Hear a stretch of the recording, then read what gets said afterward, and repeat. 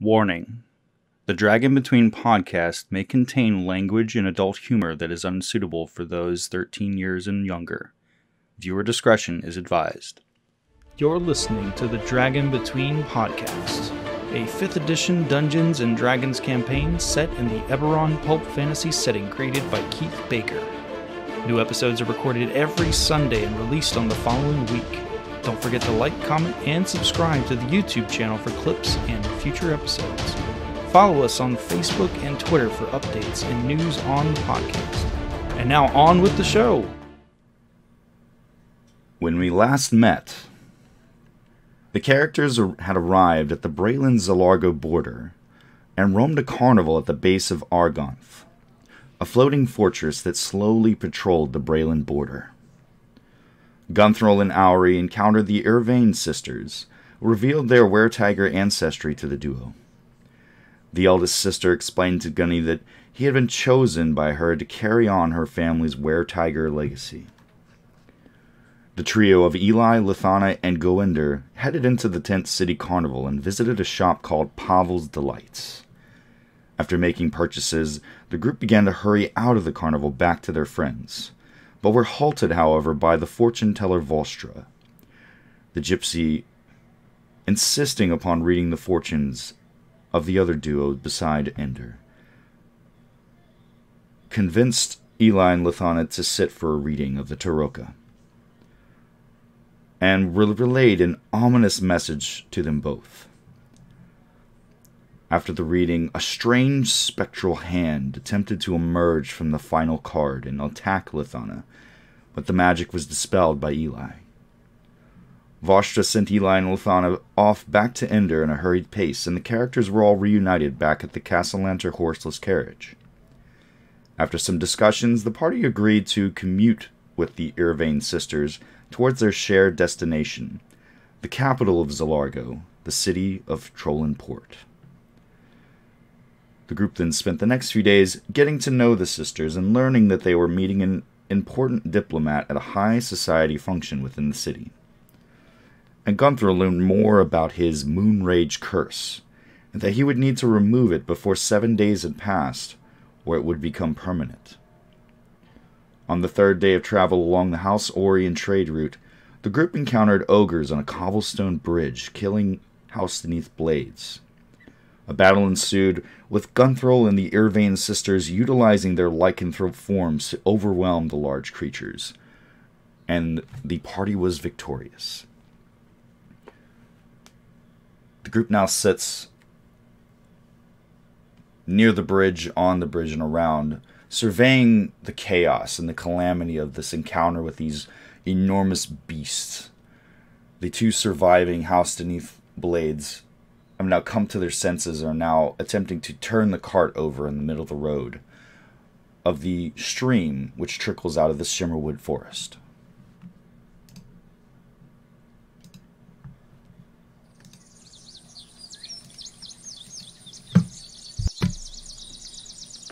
Come on, Shiva, we can get this. Put your back into it, boy. I can go help him straighten it up. As you approach the two men, are you still in your tiger form?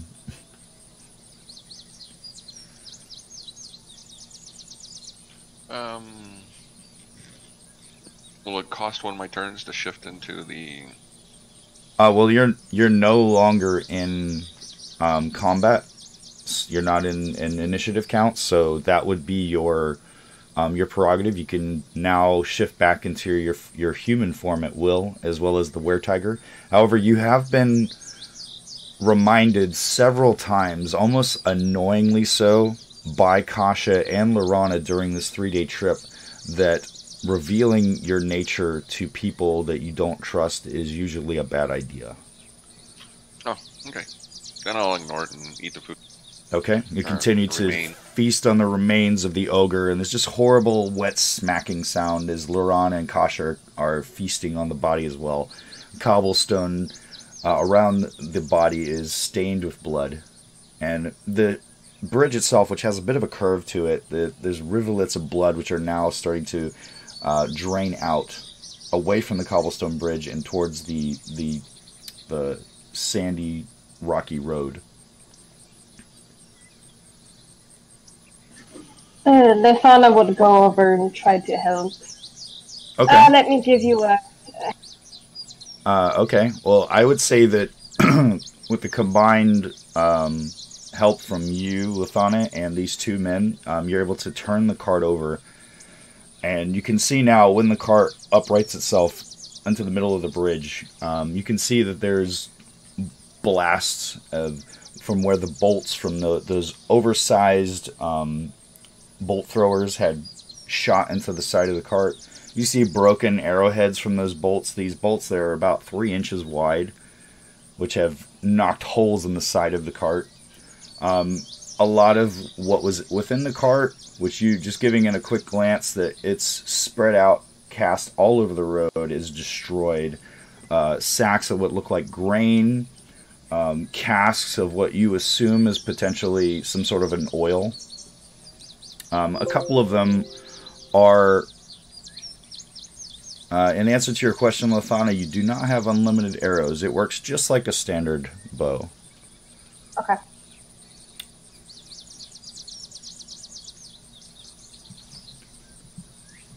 And so after a while, after uprighting the cart, the two guards now have gathered their materials, and they turn, they look at all the gentleman that was speaking to the other one he referred to as Trevor, walks up to you, Lefana, and he reaches out to shake your hand. She just kind of gives him a bow. Nice to meet you. I dove your hand. And he just sort of looks at you and he says, "Very well. I appreciate it. Now that Trevor and I have gained some semblance of our senses after this encounter, if you don't mind watching the cart, Trevor and I are going to attempt to find our horses that ran off." And sure, we can do that for a couple of minutes, but we should be on our way soon as well. Well, hopefully it won't take too long. Well, hopefully it won't take too long. There are House Vidalis mage-bred horses. They'll return if we call them. And he now produces what looks like a whistle from his tunic. And he blows this shrill sound which echoes throughout the road and the plains leading up towards the Shimmerwood Forest. It's very faint, but you can hear the sound of a horse whinnying back in response to the whistle. And he says, there they are. The man. Come on, Trevor. Let's go grab them. I appreciate it. All your help. You guys, you folk can go if you need to. I sincerely doubt any more of those creatures are going to come up on here, especially after that display that just happened. Oh, well, we're happy to help lend a hand to those in need. But I must ask, House Fidelis, what business do you have all the way out here? I suppose what our hand in helping you, a little information would be helpful. Well, my friend, I hail from House Denif. I'm Blade of House Denif. I referred to the mage-bred horses that were pulling our carts. Those are House Vidalis mage-bred horses. That's what I meant. As far as what we're doing, we're taking materials to the border. We can from Xanthalis to the north.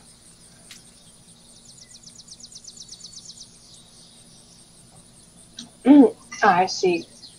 Ender, Eli, Audrey, is there anything we need information-wise that we've been wondering to ask?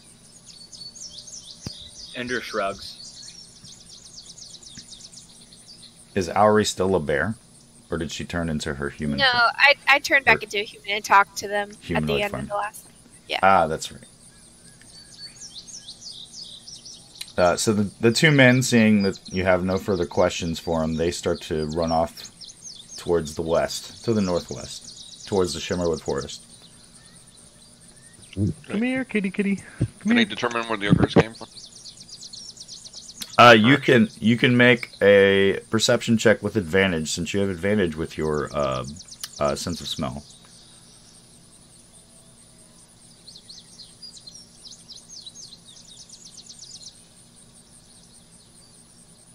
Ooh, that's a nat 20.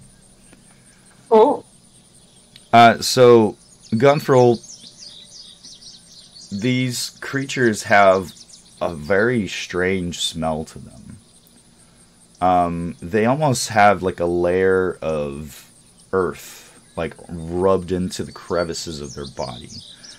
And the bits of what you would assume to be clothing or festooned armor that they were wearing are made out of actual rock, like made out of like shale and quartz and this stone, which has been strapped together with these heavy, thick braided ropes, and they have a smell to them that almost you could have swore it smells like they came out of a mine.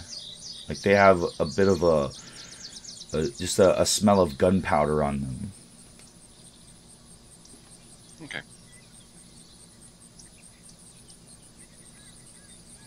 I'll go up and I'll sit next to.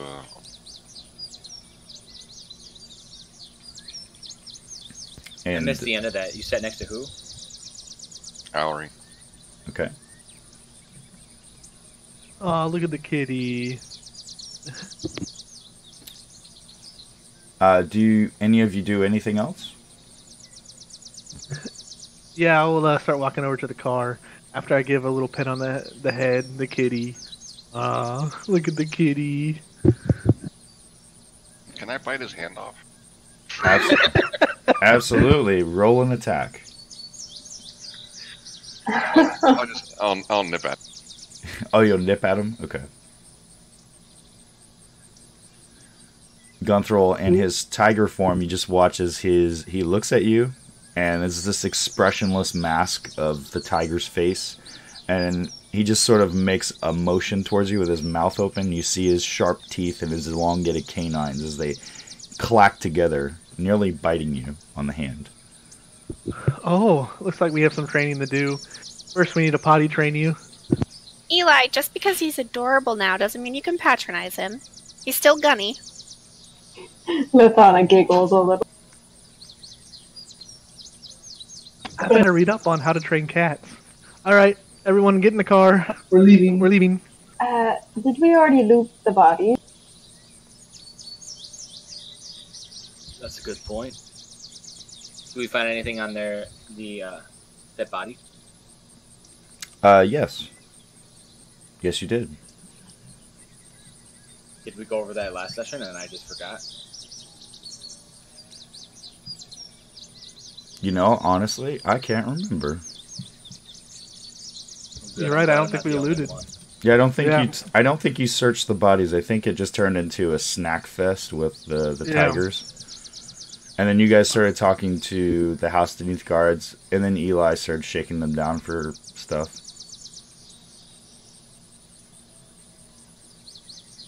We did get some kind of a badge, right? Something, or a coin, some kind of item that we could present to someone for assistance. Was that here? You were given essentially a little badge that had the symbol of House Beneath on it. And the gentleman informed Eli and Allery, because they were closest to them at the time, that you could present that for a favor at a House Beneath enclave. That's right. Oh, is that item in our party? It's in Eli's possession. Okay. So yes, searching through the bodies of the ogres, you find those contraptions, those large bolt throwers, I should say. They were essentially an ogre-sized crossbow that fired. Essentially, it's like a handheld ballista. Best way I could describe it. little bit smaller than a ballista. And they look like they've been ramshackled together.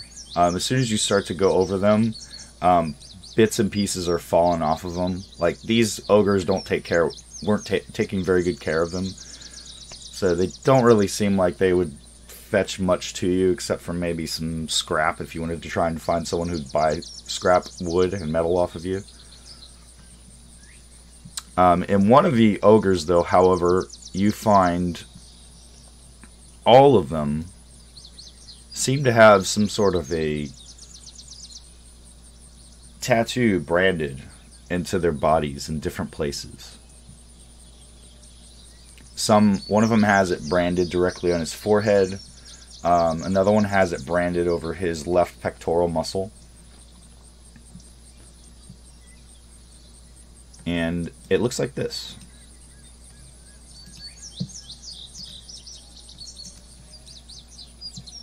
It's like a triangle with a vertical line that stops midway in the center of the triangle.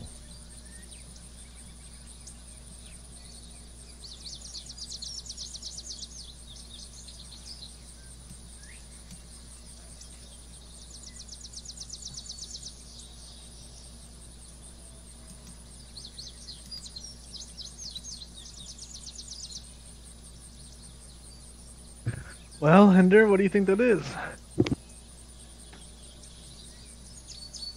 I have no idea. A triangle. Looks like there's a master of these trolls.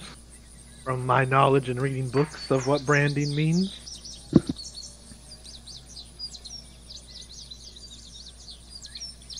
Yeah.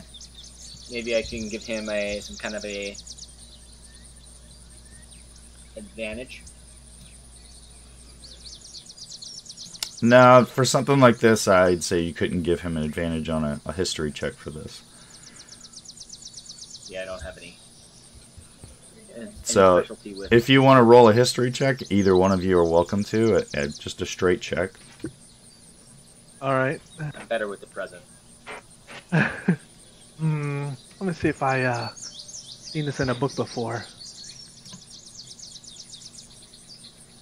You have Nope. no idea. That's a natural one.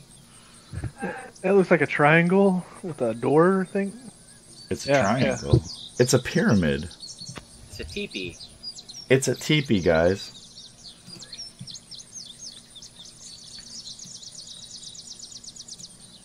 Other than that, you don't really find anything on these bodies that seem to be of value. That one ogre had a giant chain. If you wanted to try and carry it, it's really heavy though. Really, honestly, the only person who could carry it is more than likely Gunthral. Hey, Gunny, you want to try to carry this?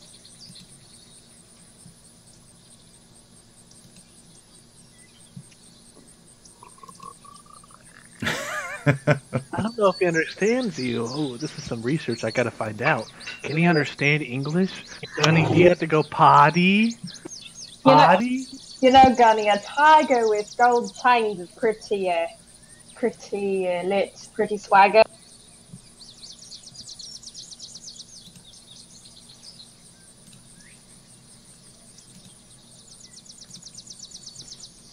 No? No? So, Eli, you said you're heading back to the horseless carriage?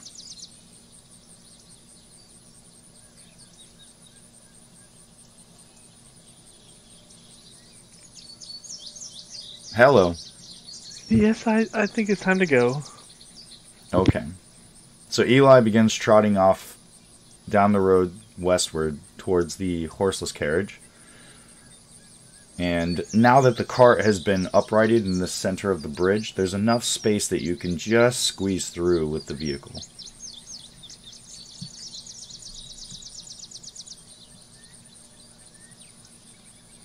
Alright, everyone else coming? And the two individuals who went off to find the horses still haven't returned. It's been several We minutes. can't leave. We told them that we'd wait. They also told you that it would be okay if you had to leave. Oh, that's good. Well, I'll Wasn't shift there back hor- and grab the chain. Okay. didn't we hear the horse? It was close by. Some of you faintly heard that whinnying on the wind. The sound, the echoing from the valley and out of the wood.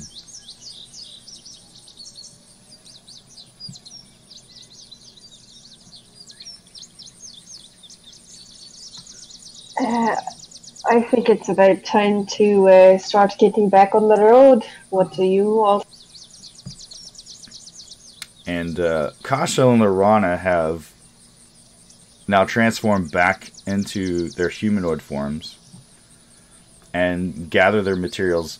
Both of them have these sort of rucksacks, like backpacks, that they slip off that were attached to their bodies in their tiger form.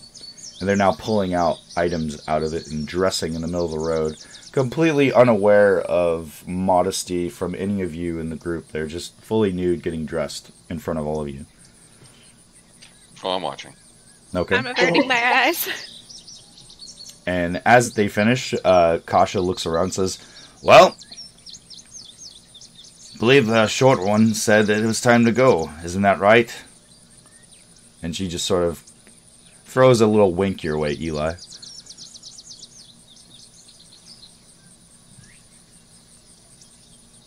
Yes, I believe it's time to go, or we find where the guards went. I mean, they should be back by now, so maybe they ran into some more trouble. But oh well.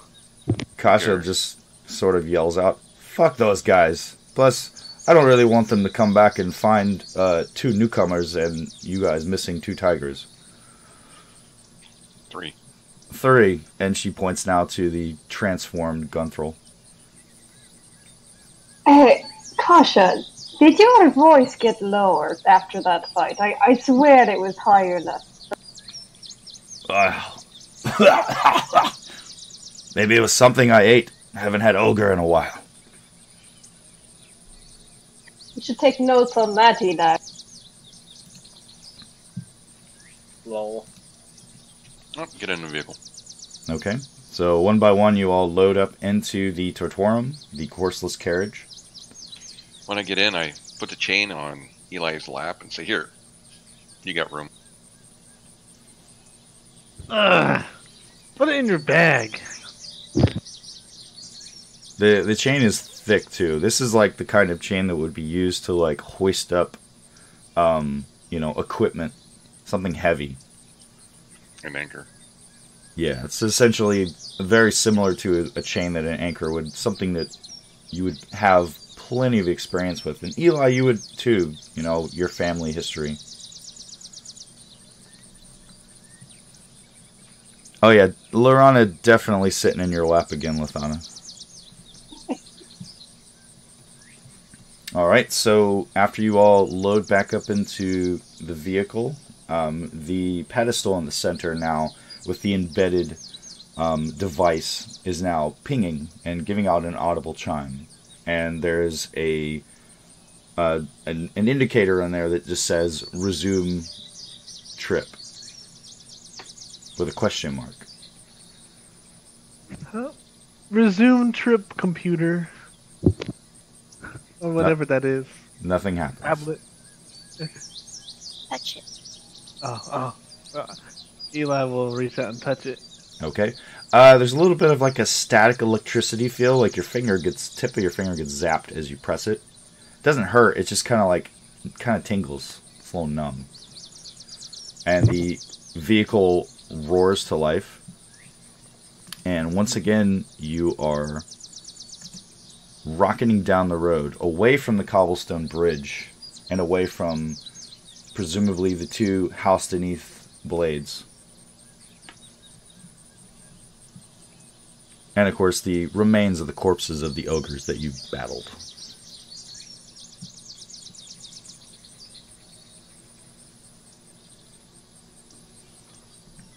And it's about midday now. as you continue on, the road has now started to turn northeast. It's no longer a straight eastern trek. You're now pointed northeast. You're right in the edge of the Shimmerwood Forest, and off to the east you can see the bay, the Straits of Shargon, and the Glamour Bay, which feed into the river that rides along the House Orion trade route heading northeast. And it's a very pleasant ride. Some time passes through the day. You see the occasional traveler, mostly just what it looks to you like carriages that sort of see you, and you see the occasional bug-eyed look as they see what you're riding in, and just sort of like turn and like look backwards, just sort of like rubbernecking to look at the vehicle once or twice. Some people yell out to you all. No, Lithani, your windows there are no tinted windows. It's an open. It's kind of like a golf cart where you have like a little overhang and it's open air.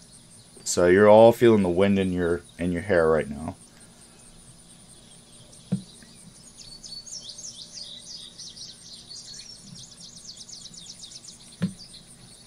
But if there's nothing else that you'd like to do, we can progress you on to the next day. How long are we going to be in this golf cart? Well, it'll take you another day travel, essentially. You would arrive in Trolanport in the morning. I'm ready to progress then. Okay. Yep. All right. Yep. All right.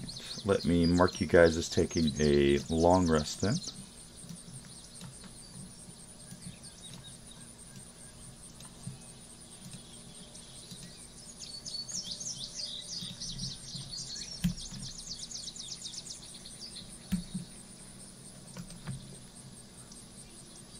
So, taking your long rest,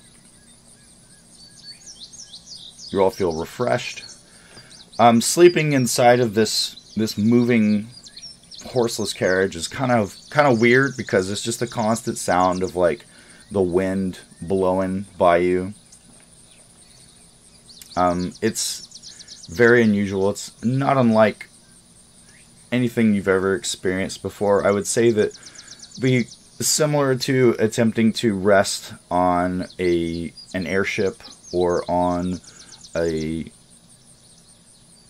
another carriage with actual horses, or on a ship for that matter, minus the sound of the ocean.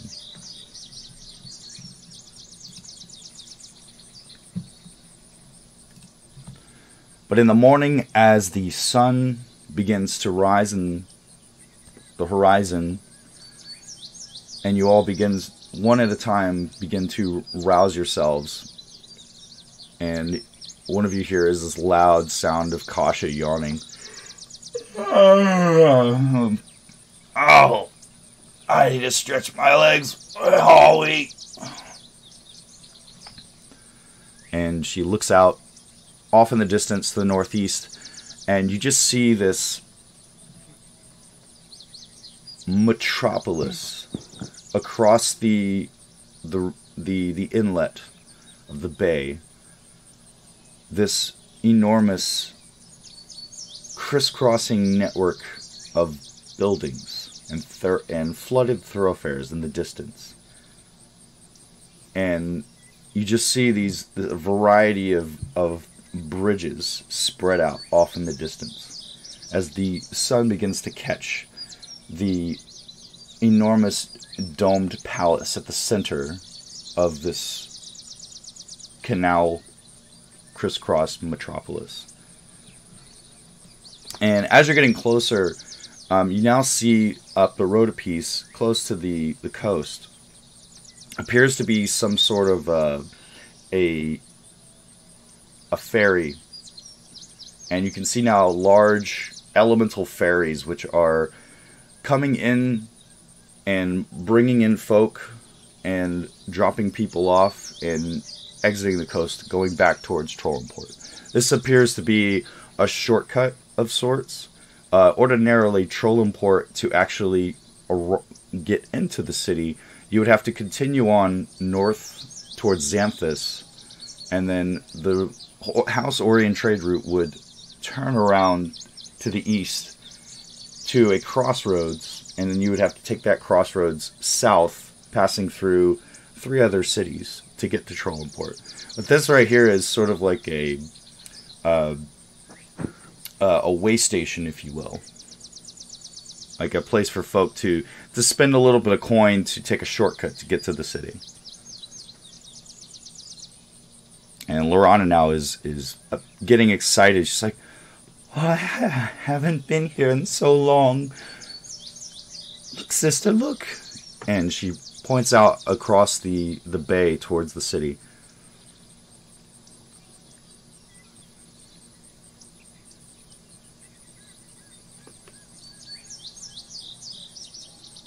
And Lorana looks back to the rest of you and she says, are we going to take the ferry? We really need... If not, you can drop us off here and we'll go across. We need to be in Trolanport at least by this evening.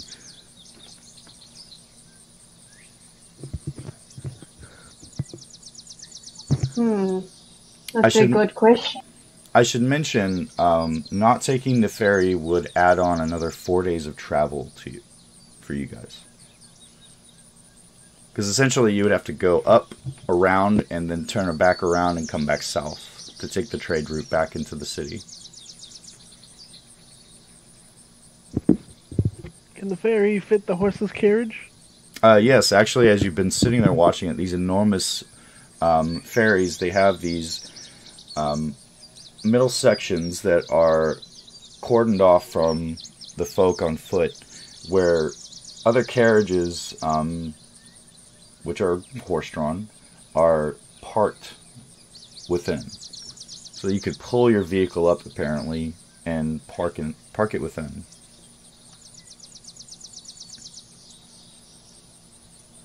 I like that Gunthrill has been nude this entire time. Just kidding.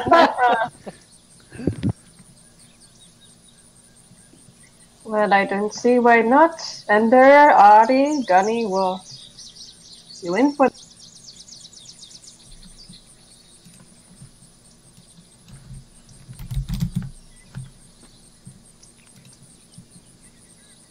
That's why we might have a bit extra room as well.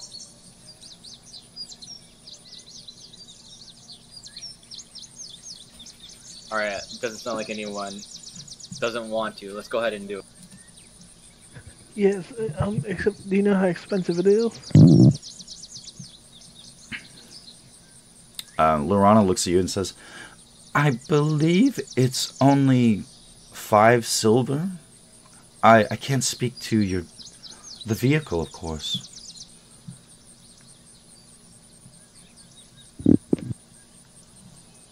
Alright, I guess we can manage.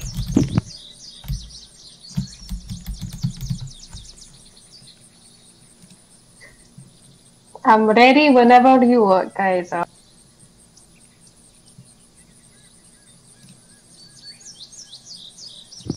Eli will tell the horseless carrier to drive over to where the entrance is to get on the ferry. Okay. As the Tortorum, the horseless carriage, begins getting closer towards, you see the steady stream of people that are getting off of the current ferry, which has just pulled into the dock. And you see a 2.5 foot tall man standing on a pedestal. And he's got a long scroll of paper that he's going over with a quill pen. And he turns and looks your way and he says, "Are you folk wanting to take the ferry?" Yes, we are. We do. Well, very well. 5 silver apiece. be a gold coin to take your vehicle, whatever that contraption is, over. Yes, no problem. Eli looks around. I'll pay the 1 gold. And the little gnome man reaches his hand out towards you, Auri. Yep. I'll give him the money for everyone's passage. And the carriage as well. And he looks to all of you and says, "Now have you presented your papers to customs yet?" I'm sorry, our papers? "Yes, miss, your traveling papers. Your documents that identify who you are and where you're going, and your reason for visiting Trolanport." Well, we do have the contract from the law enforcement back in the town. Sean. Back in what town? Well, yes, actually, from Sharn as well. Who has? Eli, you probably have it. Yeah, are you the custom agent? Well, I can ratify and check your documents. If you don't want to stand in line, that's perfectly fine. It'll just be an extra 2 silver apiece. That's fine. We'll do it. Very well. And he holds his hand out to inspect your documents. I'll hand him the documents that we got. Okay, which documents are you handing him?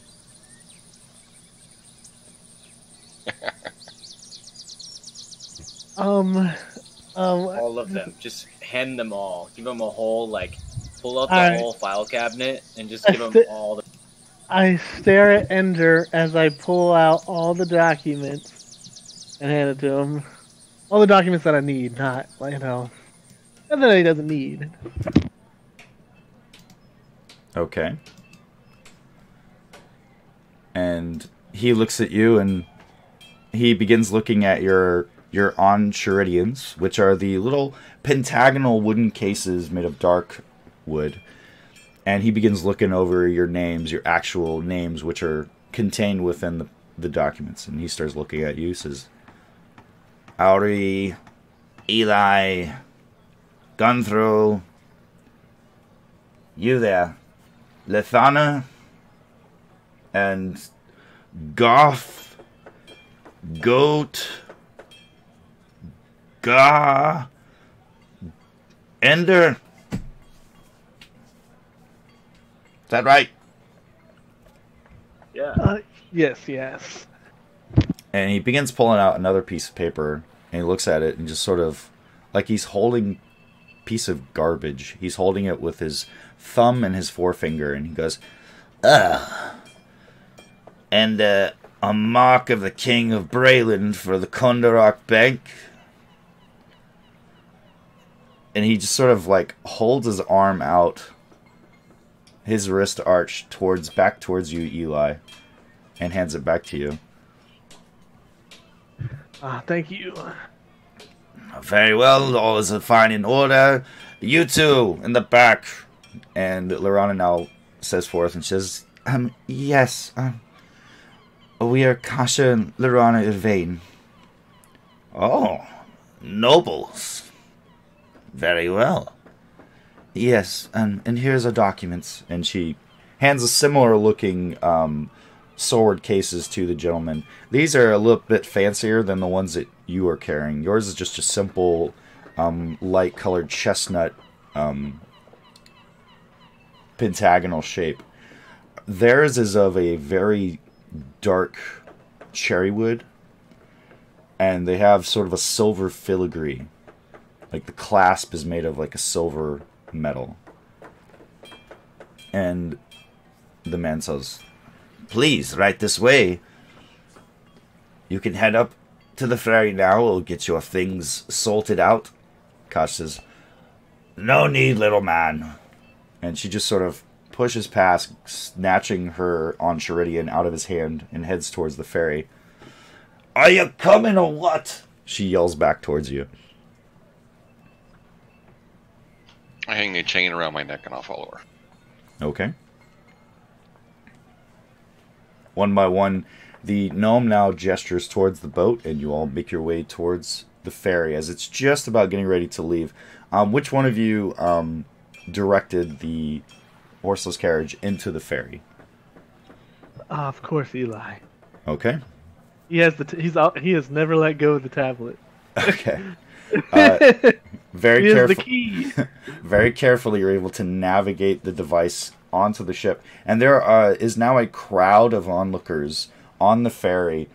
Some children are hanging over the edge of the railing and staring down and pointing. Whoa! Yeah, this is Eli's ride. They're all just passengers. And as you all get settled onto the ferry, there is the sound of a audible horn that goes off, signaling that the ferry is ready to depart the docks. And you all now hear the sounds of the excited individuals on the decks of the ferry as you all begin to trek across the bay towards Trolanport.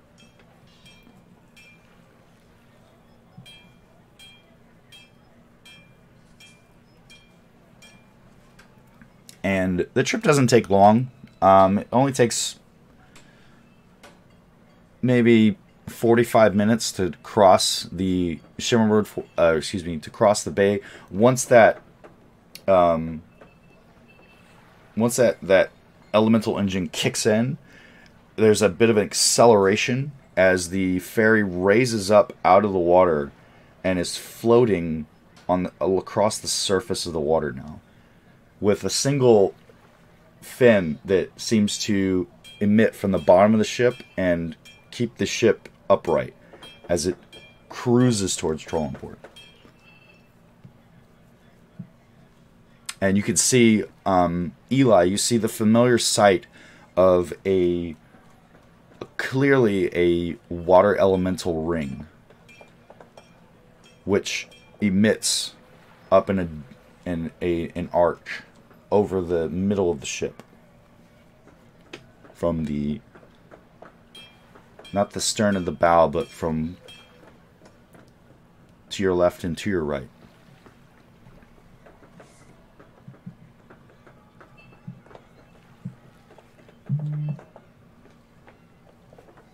And eventually, the elemental ship slows down as you get closer to this coastal metropolis of crisscross networks of canals and flooded thoroughfares. And you reach the docks within Trolanport. And one by one, the folk on the ferry begin to mill off of it into Trolanport. And the vehicles, one after another, are moved off of the ferry as the ferry continues its daily grind of transporting folk, taking new folk aboard, and then continuing the cycle, moving back and forth between the docks of Trolanport and that coastal dock across the bay.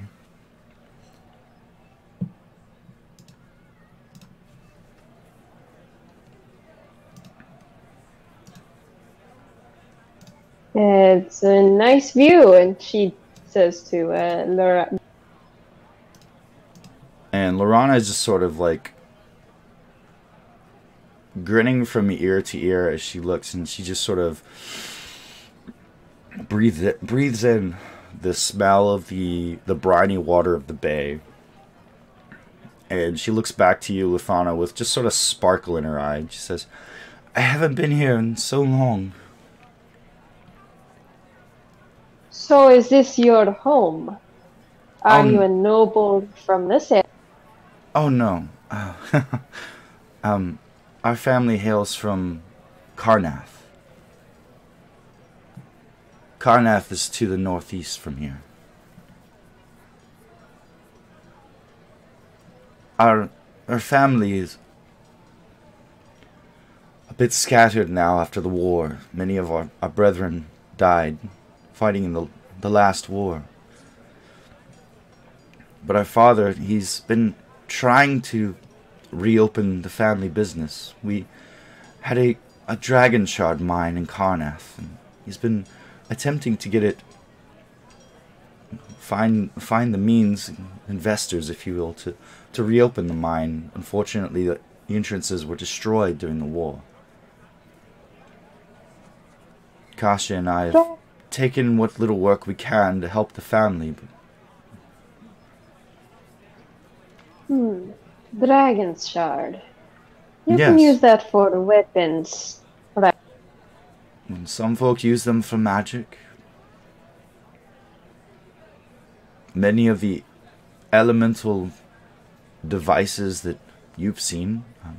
And she then pulls out and sort of sloughs off her little haversack that she's carrying. She turns around towards you. You can now see some sort of an arrow-shaped bit of metal. This sort of like a woven into the fabric of this rucksack. And you can see now that there are bits of crystal embedded within it. And she says, "My Kithric matrix runs on Dragon Shard. It's quite useful. It allows the magic of the device to call my equipment when I need to shift. I believe my sister gifted one to your companion Gunny, as you call him." I see. It sounds like quite a powerful resource.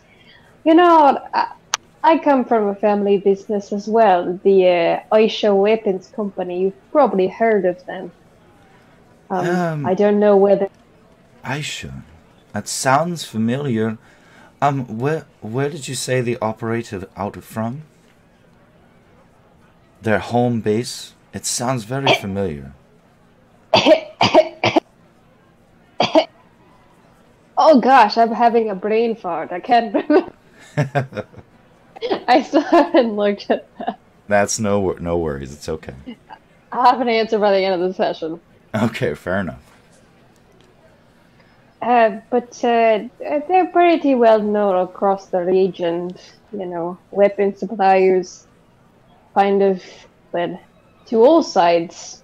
We're really unknown side, but I do know we have many connections would always looking for good suppliers and resources. So I can put in a good word. Maybe they're interested in it. I that would be wonderful. I talked to Father when we return home, and we could see what he says. You know, with our brothers gone and no male heir to the family, and no children, if you will, it's been difficult for us. That's why Kasha chose Gunthrough. And she just sort of like looks down to the ground and looks away from you as she says that. And she looks back and she says, "But you said that you were here. It's so strange that you traveled to the same place that we were headed to. Why did you come to this city? You said you were chasing after someone." Oh, yes, just another job. This is on the side of my family business, but I'm always good at looking for people, whether good connections or chasing down the bad ones, if you get my drift. So we're quite fair, but just you never want to get on our bad side. Otherwise, you meet me in not such friendly terms. Oh, that sounds very complicated. Well, I have to go. Kasha and I have to go. We have to go check in with the embassy. And she just sort of, it's just sort of this pained look in her eyes as she looks at you. And she picks up her bag. And Kasha, who is already several yards away now and is milling off, getting lost in the middle of the crowd. And Lyranis looks back at you and says, good luck to you, Lithana. Perhaps we'll see each other again someday. Yes, perhaps. Good luck. And Lorana, just sort of soft smile on her face. She turns and she steps off into the crowd and is lost in the milling about of the denizens of Trolanport.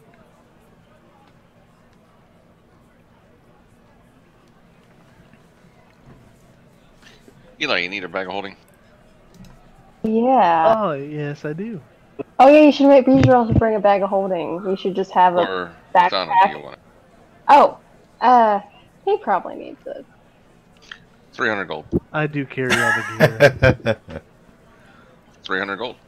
Ha. Cost you 5 in the store. Oh, you want coins now? Yeah, I'm poor. Don't you owe him money? Hold on. Alright. I calculated, yeah, actually, technically, you owe me 100. So instead, how about this? You give me the bag, and I'll deduct 300 off of the 400 you owe me for identifying your items. No, they weren't my items. They were the party's items. Yeah. So, I'll take the bag.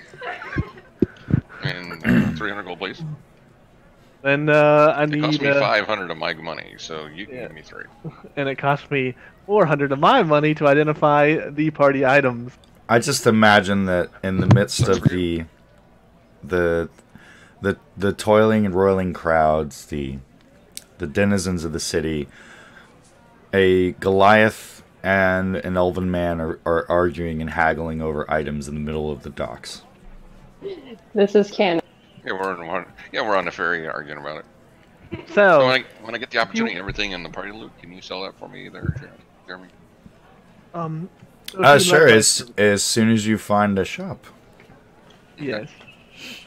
If you like my services anymore, the bag would be compensation for the price of the pearls I have to So you buy want every me time to you find pay an for item. everybody else's, for the entire party's identification process?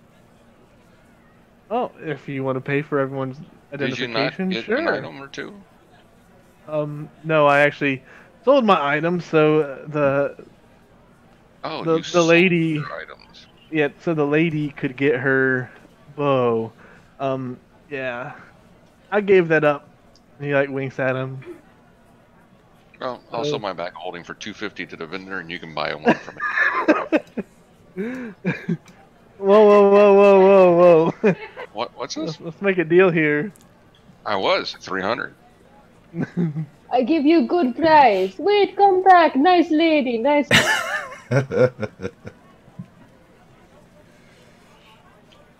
I'll tell you what. I'll do it for 200. It's taking off the 100 for the short sword that I'm using. That you identified. Yeah. Well, hold on. Where's the money that we got from the ladies for the travel? You took the 2,000 gold. That I needs didn't to be take decided. You did. I watched you. I have a eidetic memory. Don't even try.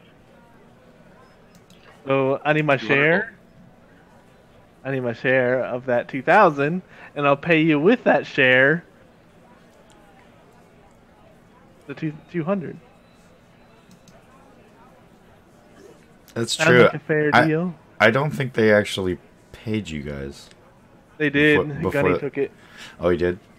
Mm-hmm. I made sure that he grabbed the coin and took it and put it in his pocket. I can Let me play think back about the this. episode, and then he never said he gave it back to them, and they're already gone. So he still has it in his pocket. Eli has a eidetic memory. Don't even try. I could have gave it to them a long time ago because I already told But them. you never said. You never said. What's in my Not pocket? when you were present. Mhm. Stop going off on your own all the time, and maybe you'll hear everything. Eli is like a Ebenezer Scrooge. He's like, did you pay your taxes? Well, Let me think. since you owed me the gold from the travel, how about that? I'll sacrifice the gold that you took from me, on the job that we agreed upon for the bag. That sound fair?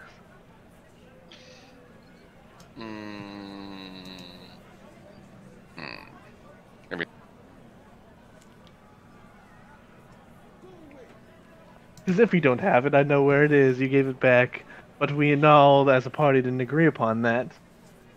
The only reason Well, I why we wouldn't accepted that. You wouldn't give it back, so you have the 2,000. No, I said I wouldn't care if you didn't agree with it. Oh. I like your style, but I still need paid. You want paid to identify the party loot. No, I want paid my share of the mission that we accepted, which we agreed upon was the 2,000 for all the party, which you no longer have. Do you not? No, So I will accept I've my got nothing. share with the bag. He holds out his hand. Hold on. Let me do something quick. He just really wants your sack. I know, he wants to grab hold of my sack, yes. He wants to hold on to my sack. Lisandra's eating popcorn, watching this.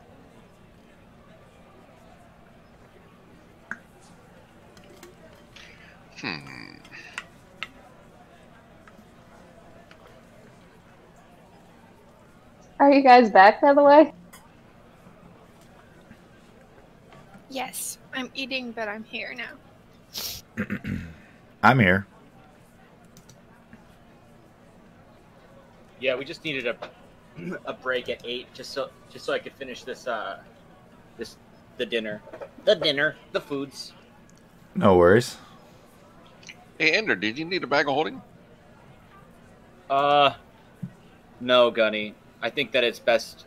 It's your best. Oh, I have 2 of them now, so I have another. I have a spare.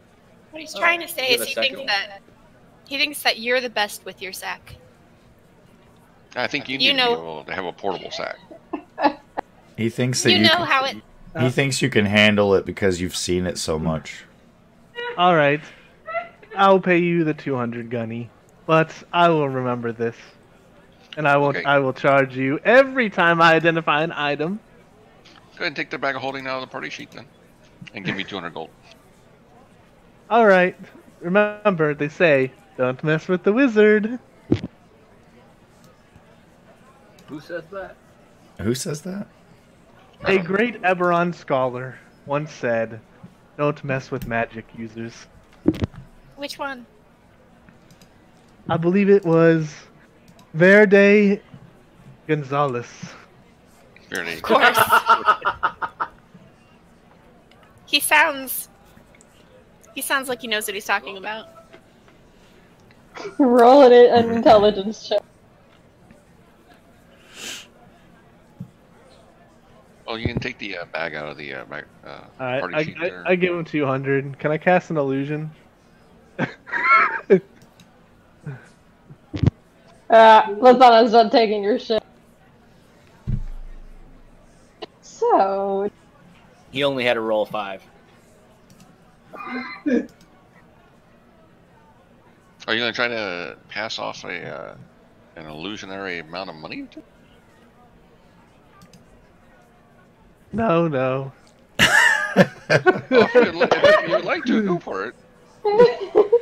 I'm sure your hand will be tasty. You guys will end up with 2 were-tigers in the party. As difficult. Oh no, he wouldn't live through it.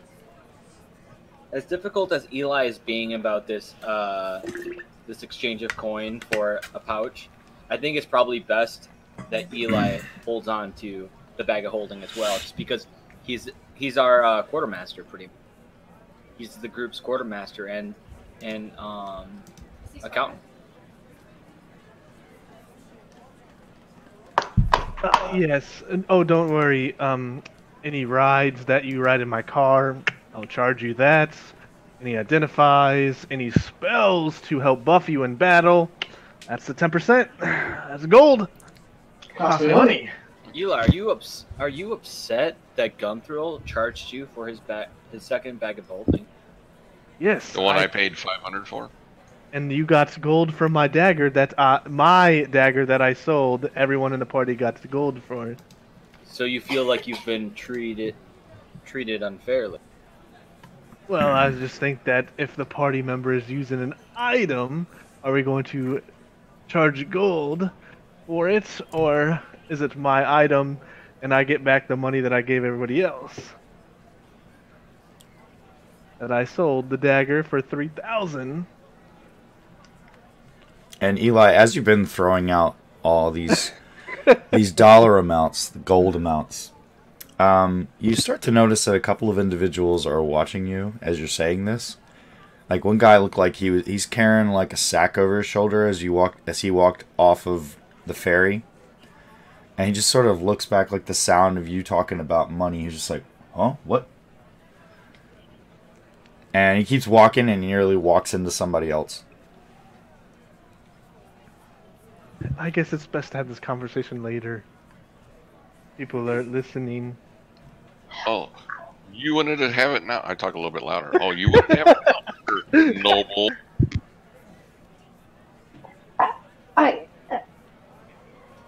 As much as it is we are around people, I do think it is important.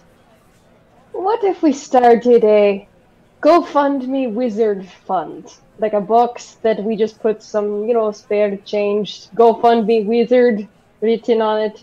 Because, we do actually use a lot that he does. He helped me, and I know he helps a lot of people, and I know he's a little bit stingy, but at the same time, he has to have some coin to do what he does. So, in all in favor of the GoFundMe wizard fund, please raise your hand. And she raises her hand. Wait, we're starting a charity for the noble? Yeah, No. The rich noble that owns his own airship, and I'm talking loud. And he's just a noble wearing all his fancy clothes, thinks he's carrying all this money around all the time, and now he's worried about pinching me for some penny. And no, I'm not the one that's banging a noble were-tiger. Oh gosh. You're charging me for the bag. Honey, shut up, all of you. This is the fund for our stuff as a group that we are doing because he does, as Ender said as well, he does help a lot. So we can decide later, but all in favor say aye, all in not in favor say nay. Aye. What is all this? We're just talking about gold. I know. It's crazy. It's just gold. I just want food, and he's wanting to pinch me out of a couple hundred gold so I can get food. Gee. So bringing the conversation back to the task at hand, you have arrived in Trolanport, the destination of your mark. And I would remind you that you were given information all the way back in Sharn when you met with VR Melik of the Dark Lanterns. And you were given a clue to potentially assist you in finding your prey.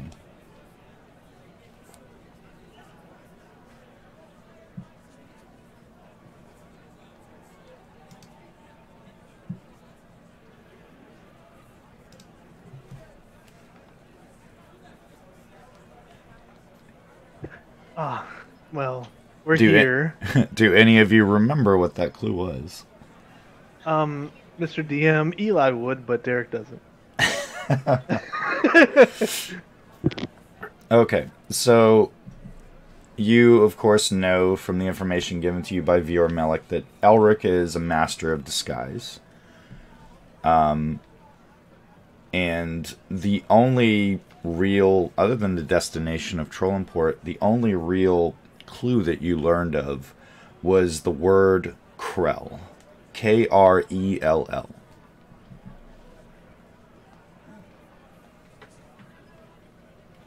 Krell. I'm remembering the word Krell. Master of Disguise. I think we're searching for Krell. Something Krell? Eli looks around. Do you guys remember anything? Or am I the only one? And he looks straight at Gunny. Are we talking about Ulrich?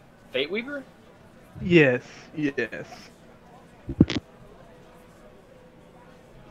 Gunthrill is currently doing squats over by the carriage. Ari, I know you are very good at keeping track of information. Did you remember anything else?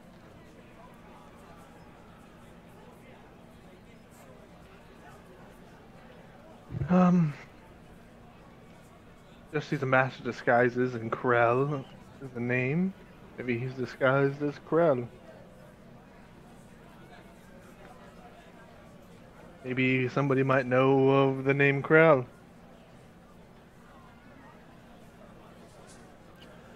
If you would like to spend some time, we can advance time. I know that Gunthral wants to sell those items that he dropped in the party inventory, and we can just say that you guys found a shop and he did that. And during that time, if the rest of the group doesn't go with him, you guys can spend. I can roll a d4, and we'll say that's how many hours you spend talking to people.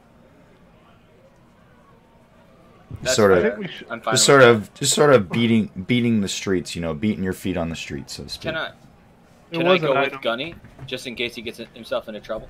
You can absolutely go with a Gunny. talker, Sure. so. I think we all should go with Gunny real quick. I think we all we had that bag that was useless to us that we should sell. If there's anything that anything that is a mundane item, a non-magical item, you can find any shop within the city. You're currently within the dock quarter, or the dock ward, I should say. So to the northeast from where you are currently within the city, there is the artisans ward, and if you go into that ward, you'll find a place that will be more than willing to buy those items from you. Oh, okay, so not like a magical place. It's just regular. Well, item.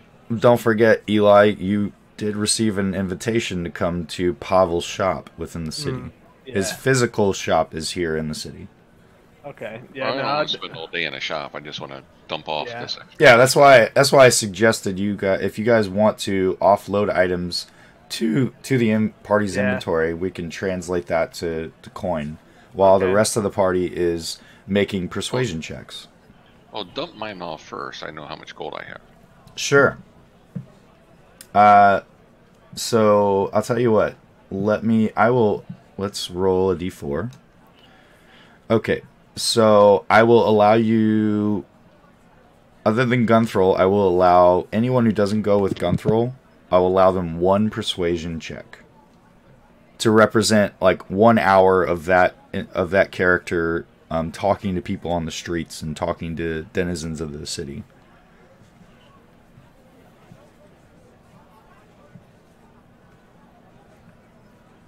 And while that's going on, I will sell your items. All right.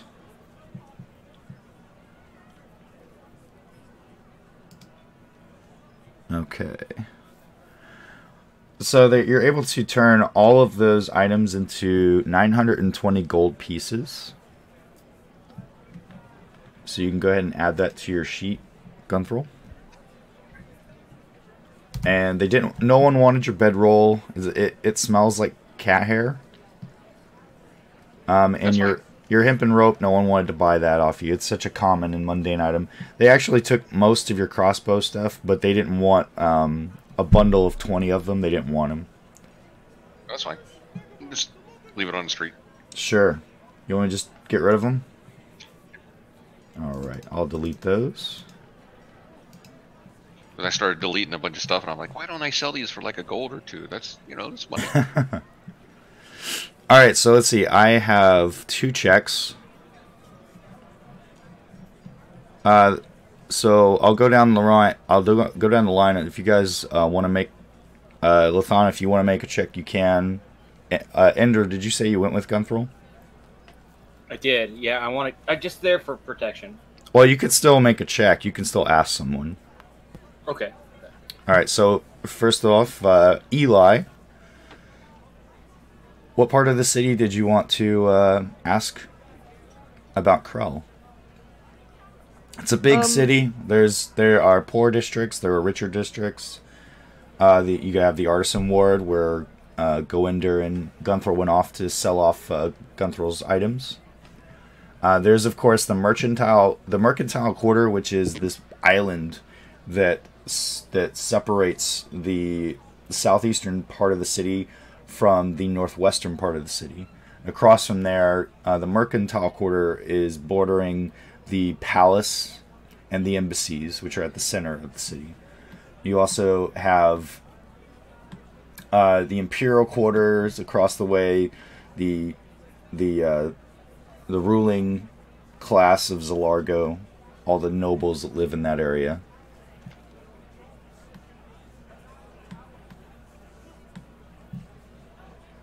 Eli's just gonna find some random person on the street and start talking to him. Okay. You walk up to a man, and with your roll of a 6, he just sort of looks at you, and he says, "I got your Krell right here," and he makes a rude gesture and grabs his nutsack. And he just wanders off into the crowd. Is that what that means? Are you gonna try to buy that sack too? Hey, that guy just showed you his sack, Eli. I made myself laugh. It was worth it. You could also ask if anyone else has seen a vehicle like yours, because I'm sure it's very rare. And, they took one. That's another question. Who is currently watching the vehicle and who's navigating it? Are you driving around the streets with this thing? No, Eli always has the key to it. Okay, so, I mean, you were given specific instructions to deliver it to a House Orion enclave. Yeah, once you arrived in the city. Oh, well, we haven't arrived yet. Yeah. Okay, fair enough. I should also mention to all of you that maybe I haven't described it best. Trolanport doesn't have streets per se beyond the docks. All of the streets, they have like sidewalks up against the buildings. Sorry, I had to mute myself coughing. All the streets are lined with canals. And people seem to get around the city taking these boats around the city.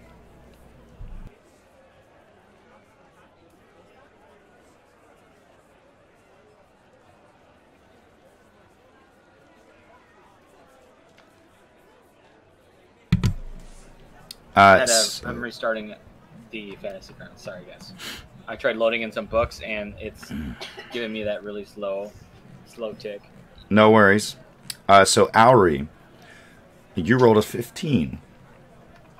Where did you make your inquiry? I think I'm gonna ask some of the more commoner type people.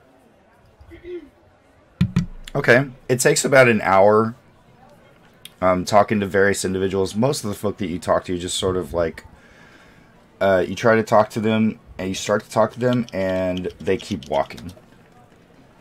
But eventually you come across an older gnomish woman, and she looks to you and she responds, "Hi there, lassie. Krell, Krell, you say?" Yes, that's it. Well, I believe there's an Ondarian diplomat here within the city that goes by the name of Nea Irkrell. Some sort of high society function at the Ondarian embassy tonight. I would check there. Of course, I'm not sure if they'll let you in. Why would they not? Oh, it's not for me to know, not for me to say. And she just sort of looks at you and holds her hand out. It was called Nea Irkrell. And she continues. She just sort of goes, and continues to hold her hand out towards you. Okay, I'm gonna put my hand in her hand. And she drops her hand and goes, "Apparently, lassie, you're new to this neck of the woods. I'm asking you for money." Oh yeah, of course. And I'll place 1 gold in her hand. And she looks at it and looks to you and she says, You're so sweet. This information will cost you 100 gold. 100. Okay. And I will give her the 100 gold. And she says to you, the function, as she's counting the gold in her hands and smelling the coins and biting, it's a masquerade ball. And I'm afraid it's invitation only. Should be lots of music and dancing and whatever else the diplomats do after the sun sets and the moons rise. And I believe it starts this evening, when the sun sets. And where exactly is it located? Could you mark it down for me? Of course, dearie. You can find it in the Ondarian Embassy. It's a massive white marble building in the Embassy Row, which is located within the Mercantile Quarter. You can't miss it. Perfect. Thank you. Thank you so much. You're so welcome.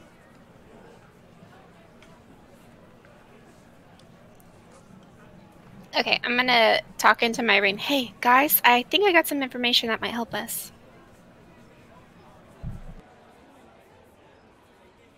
Yes, I found out what Krell is as well. Okay, what'd you find out?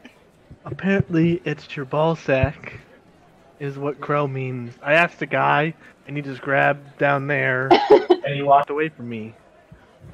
He said that was what Krell meant. Okay. So tonight, well, actually, let's meet up. Where is everyone?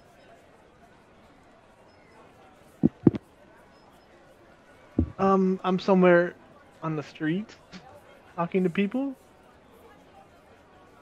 Where are you? I'm doing the same, but we're looking for the Ondarian Embassy, I believe it was called. It's in the Mercantile Quarter. There's a ball that's going to be happening, and I think we need to find it. Ender and I are, at a bar. Oh gosh. Hey, Gunny, that guy looks like he wants to fight. He's the smallest one here. All right, I like it.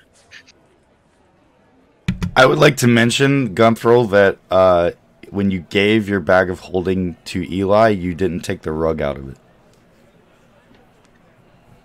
Hold on. Let me take it off my sheet then. Okay. Oh, so much for that. And you left him a surprise next time he opens the bag of holding.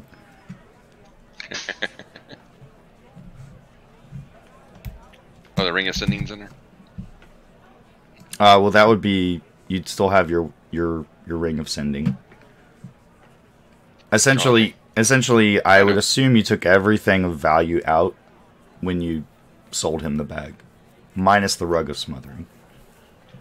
Yes.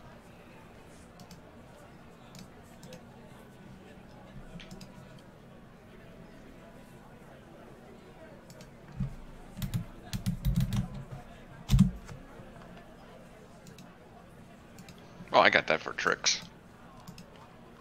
I keep the Rug of Smothering for tricks.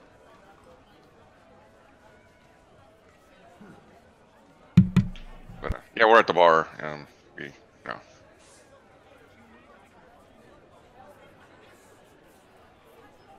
So, Ender, which 5 do you want to take?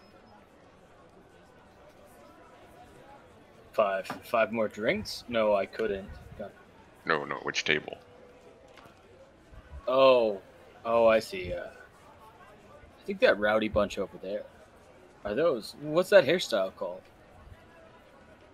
So, whose idea was it to keep them together? The people that didn't prevent us from going together, because we're going to go to the bar. What are those dogs called? Those white, small, like, dogs where they get those fancy hairstyles and they're all poop?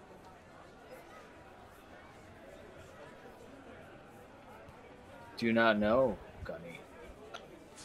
Nope. I never worry about even combing my hair. I think a doodle? I don't know. Anyways, it seems like that's their spirit animal. Poodle doodle. And Ender, can you hear me? Dad's calling. 1 second. And I'm gonna put my ring. I'm taking it off around my neck, and I'm putting it underneath my empty mug. All right. Anyways, Oh gosh. Can Lathana be nearby those two? I never said where she was. maybe we should get haircuts, like matching haircuts, Gunny. Oh, I like it. Yeah, I'm thinking about keeping it long on top, right? Like long in back, but professional up front. I'm trying to think about it. You know, because it's kind of like it's formal, but yet it's still a party. You know.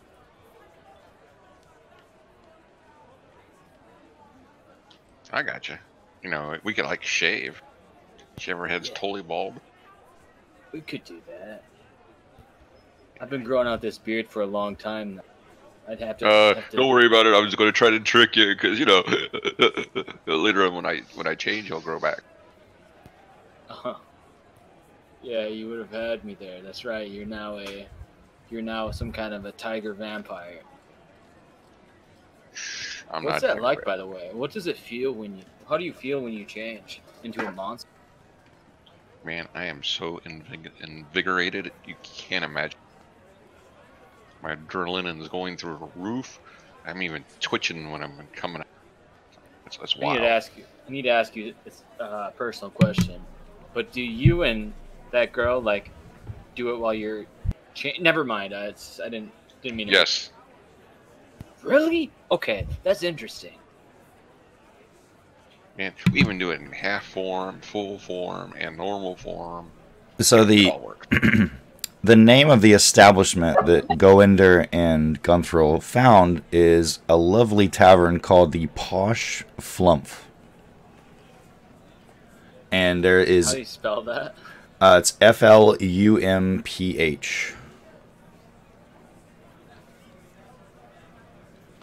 And it's an establishment which is sitting on the corner of a crisscross of two streets on the canal.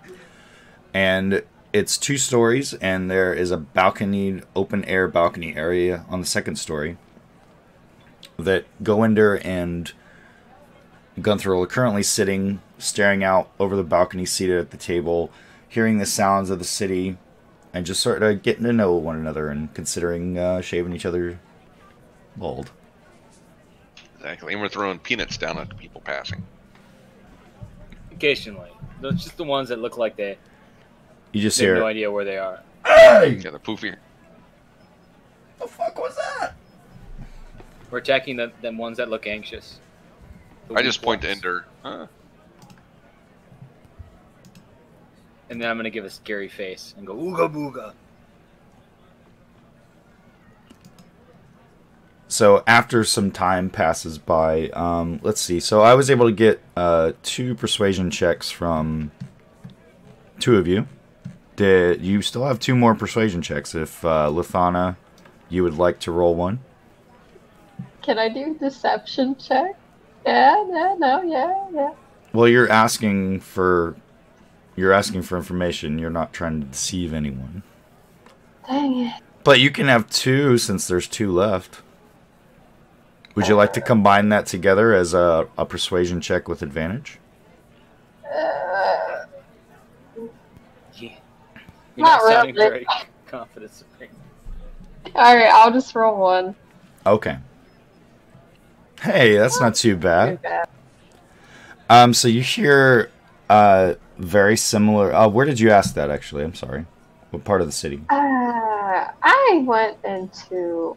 they thought I went into a nearby bar. Or more like an inn-looking place that has travelers or some place that's called some kind. Okay. So you learn very much the same information that Lathana relayed to you all. I'm assuming she said it over the ring. Or did you want to wait until everyone's back together before you give them the details, Auri? I definitely told them some of it. I didn't say anything about the white building, but I told them. Okay. So you learn like the first part of it, Othana.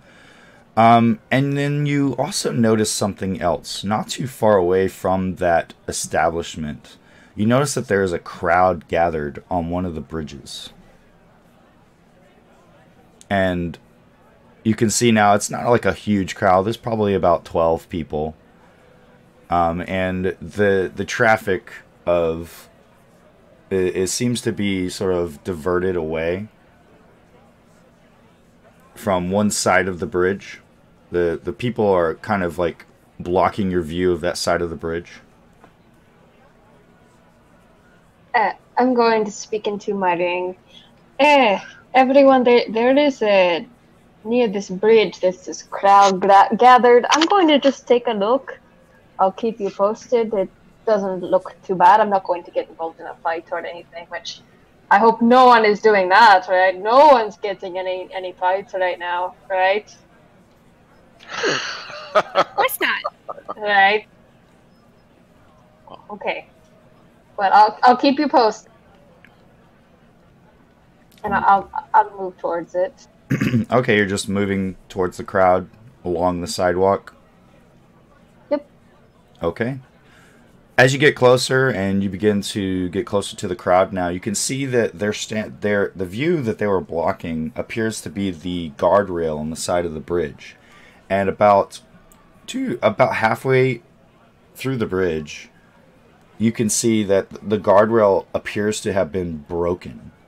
Like something burst through it.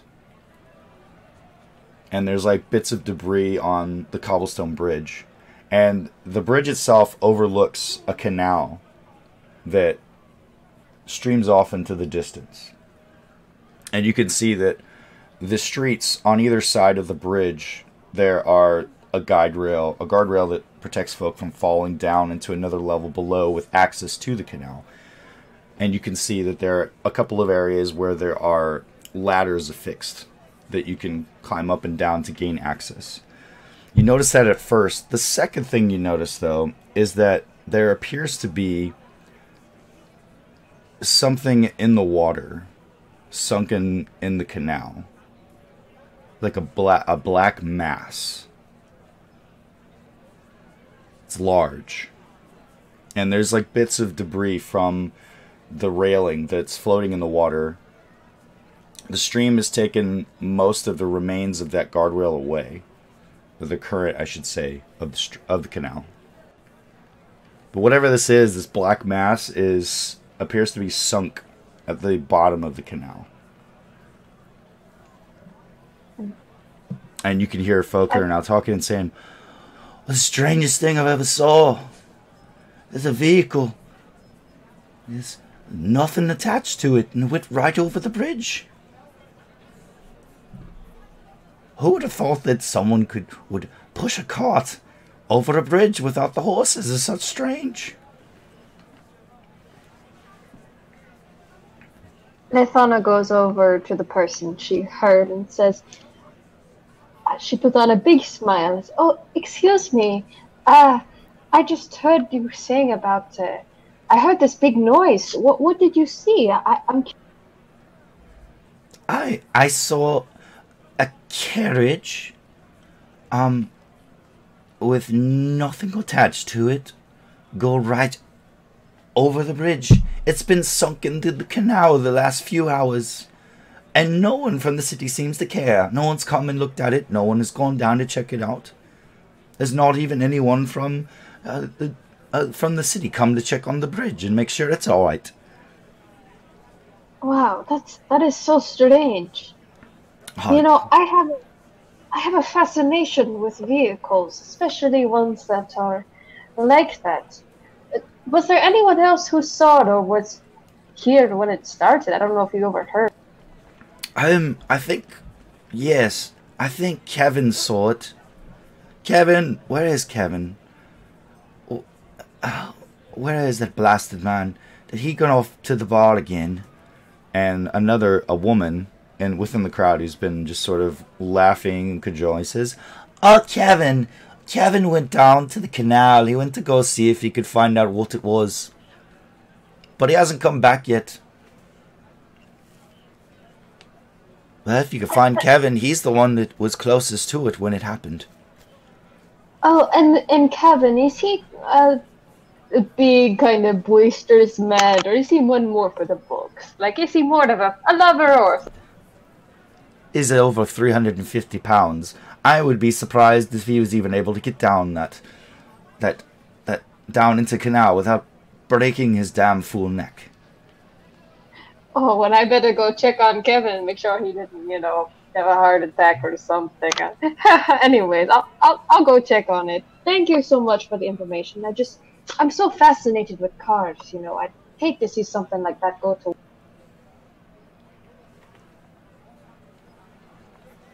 And so, are you heading down there by yourself?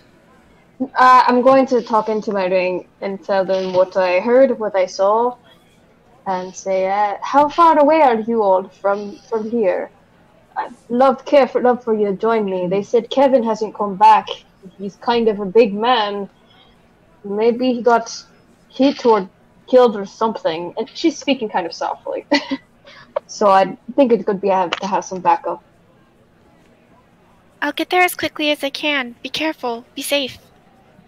I will. I'll just mill around and, act like I'm a part of the crowd. So you're just going to stay with the crowd, Lithana?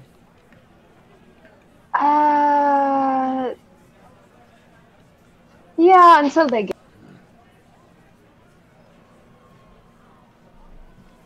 Alright. Well, after a while, like, the crowd of about 12 starts to dwindle, and they all just sort of, one by one, heading off and leaving, until it's just you standing there on the bridge. No folk have come from the city to check on the state of the bridge.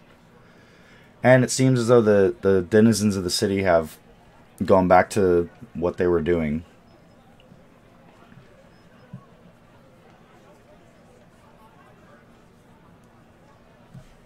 So that way as well. You're all converging. It will take you all approximately an hour on foot to get there. Is there any like roads or no? It's all canals, so you're walking up and down. You can take a ferry, or not a ferry. You can take a boat. It'll cost you 5 silver, but you can take a boat down the canal to get to her. Mm. And they won't drop you off exactly where she is, but they'll drop you off like nearby at a junction point. I'll do that. Eli will take the car back then, or return it, and then head over. And so you can't really use it in the city. Lithana, make a perception check. Okay.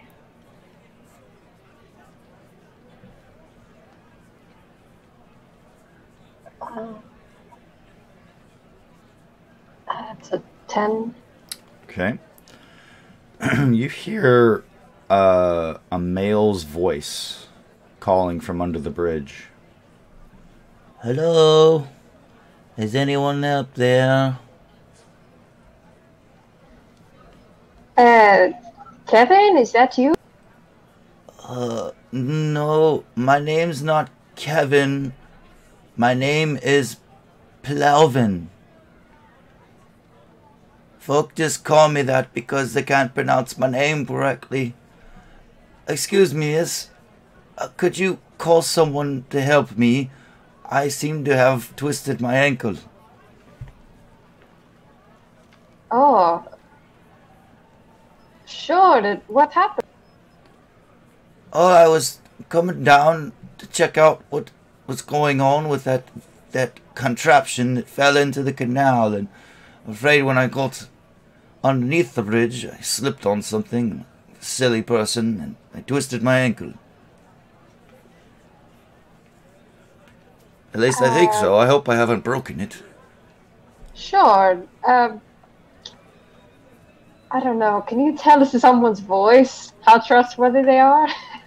You can roll an insight check. Okay.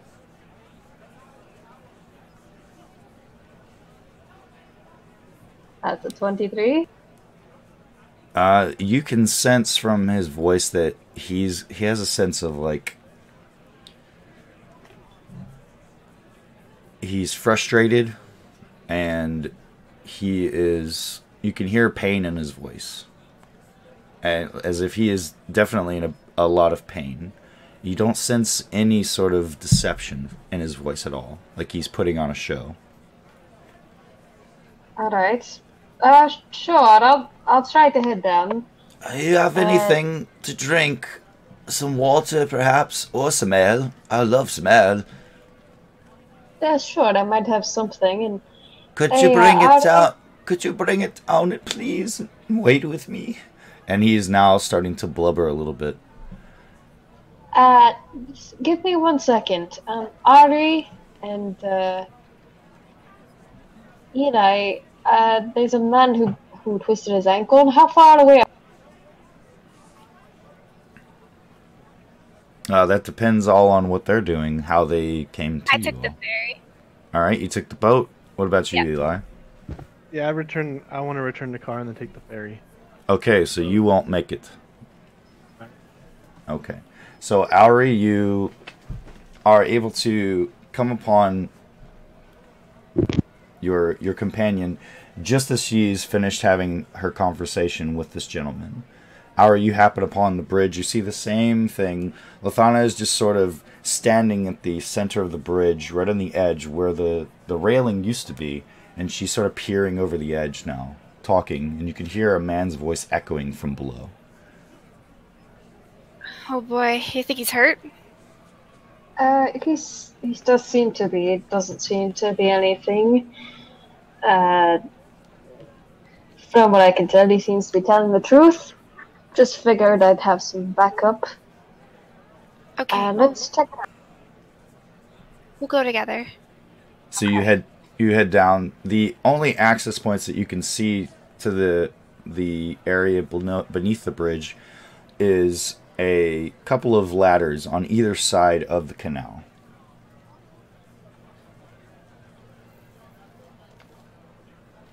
Okay.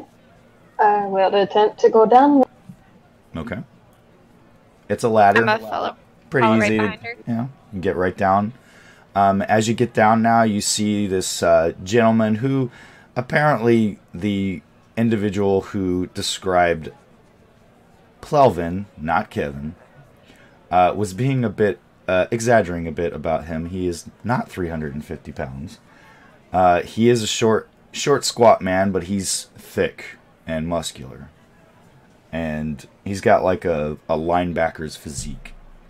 And he's currently like wincing in pain, sweating profusely and holding onto his ankle just underneath the canal bridge, where the edge of the bridge meets the canal, the wall. And he looks to you, Lathana, and to you already. Says, "Oh, thank all the gods! Thank you so much. Is help coming soon?" Well, I guess we are the help for now. Could you? What happened? Like I said before, this silly person I am, I slipped on some sort of slimy substance and fell. And let's see. Auri, both you and Lathana hear the same thing. You hear a disturbance in the water. Very close to that, the black mass that Auri you saw as well, which was sunk to the bottom of the canal. And the rivulets, the canal now, is a bit of a wave that comes away from that black mass that seems to be coming towards the two of you. Sir, any idea what that might be? I think it's time to go. No, I don't think so. And he's now looking around. He's sort of bending over and looking to see if he can figure out what you're talking about.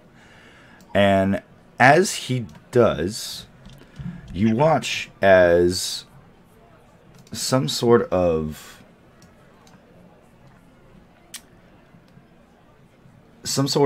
spear comes out of the water, straight towards you, Auri.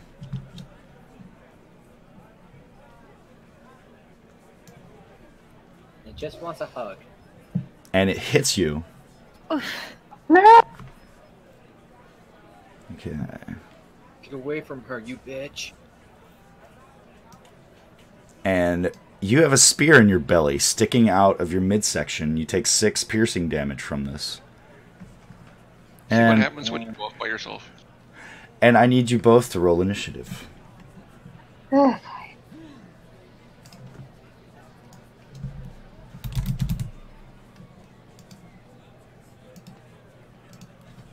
And I will share a map with you both.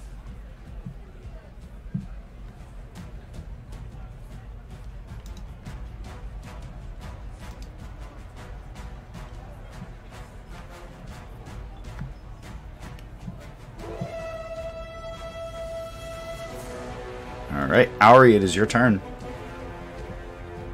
You have a spear sticking out of your midsection. Ari! This is when she goes Okay. all Super Saiyan. She's like, "'Tis only a flesh wound," and turns into I don't know, like. Where exactly is the black object we saw? It's like it's like right in the center of that canal. Okay.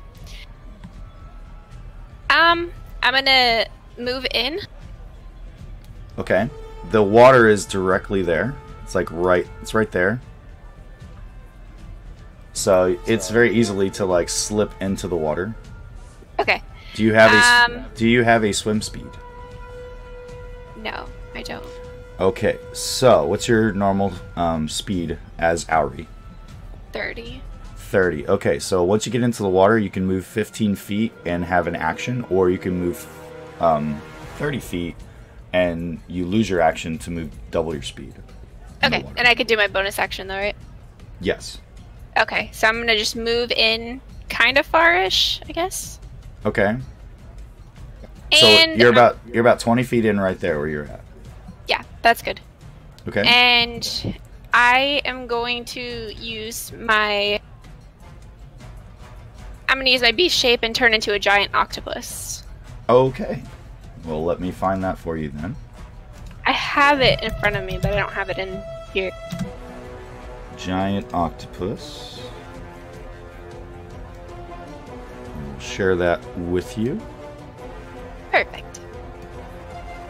She's gonna wield that spear in one of her tentacle arms. So, Luthana, you watch Auri yank the spear out of herself and then leap into the water, and as she hits into the water, she morphs into an octopus. An enormous octopus.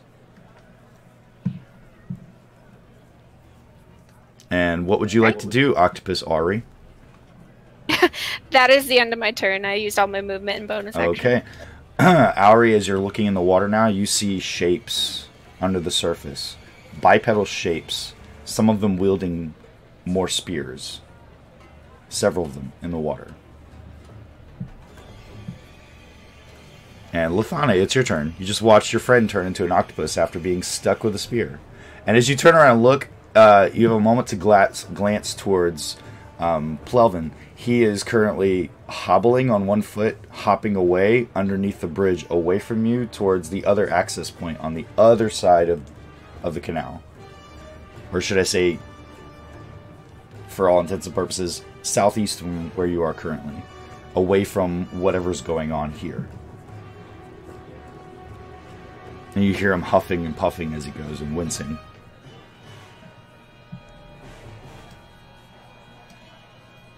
Oh boy. I'll deal with him later. I'm going to move and try to stand on top of this. Okay.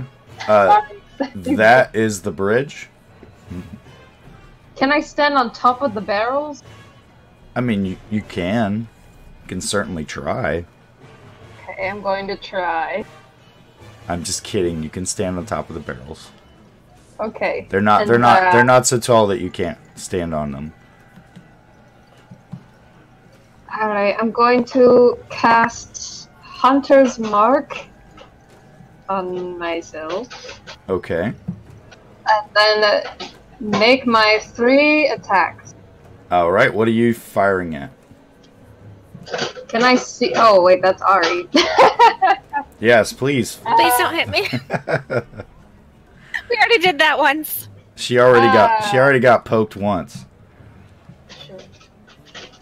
Can I hold my action until I see it? You certainly can. Alright, I'll do that. Okay.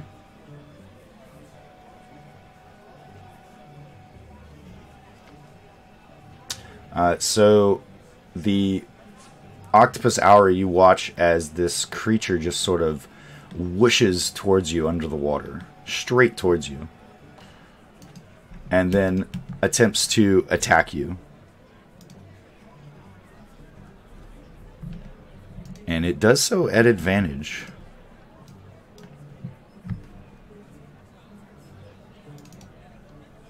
And it sticks you with its spear. And then pulls the spear back. And you just see fins emanating from the sides of its jowls. This almost a fish-like face. And it then attempts to bite you. And gnashes its teeth and critically hits you as it rips into one of your tentacles. No. Ah!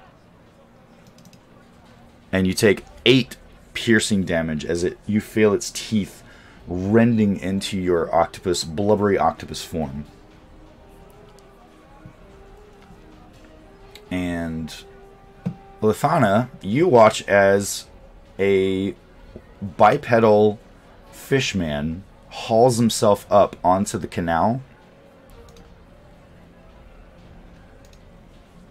And as he does, he looks like he's getting ready to hurl his spear at you. Would you like to take your action? Yep. Go for it. Can I see him on the map? Oh, there he is. He seems to be wearing some sort of like pearlescent armor. So has the looks of some sort of seashell-like kaleidoscope of colors. Unfortunately, that first attack is a miss. But your second attack hits as you knock an arrow and flings forth and stabs the creature into one of its arms, of which it has 4. Okay, make my last attack.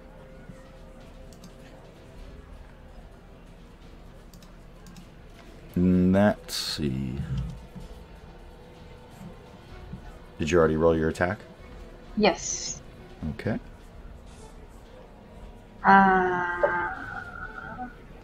Yep.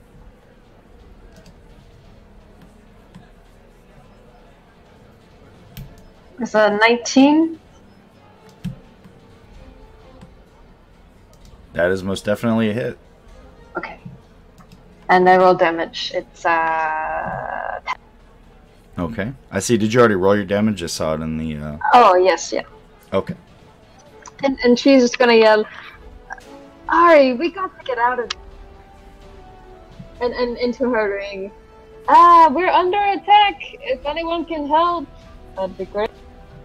The fishman now steps forth a few feet, readies his spear, and chucks it at you, Lithana. Which he will do so at disadvantage because you are too far away from him for him to effectively attack you with it.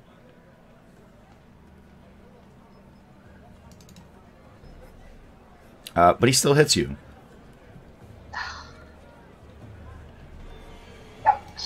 And the spear sticks into your right thigh, and you take 7 piercing damage. I don't know if I can speak into my ring, but we're by the bridge. And then he begins rushing towards you.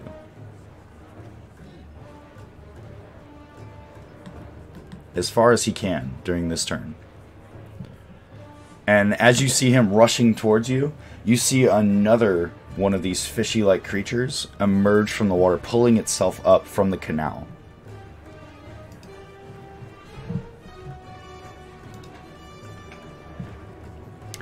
And this one now, looking towards the octopus, looks like he holds its trident up in the air and begins to spin it around in a circle.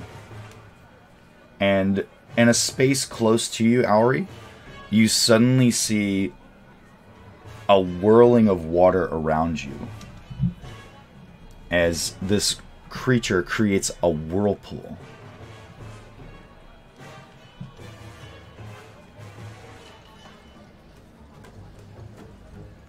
And I need you to make a strength saving throw.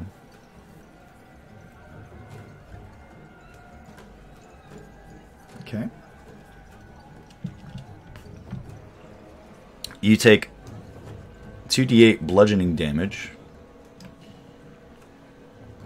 So four bludgeoning damage as you are pulled into this whirlpool and spun around. That damage keeps going on to Ari. It should be the first attack was on Ari. The other ones are on the octopus form. Yeah, you've taken 23 so far. So you still have like 29 hit points in your octopus form left. Yeah, the first attack was on regular Ari though. Oh, that's right. On actually on her. Okay. We'll have to throw temporary hit points on yourself going forward, just to like take into effect the damage. All right, that's the end of the Wave Shaper's turn, and then another Sahaugen.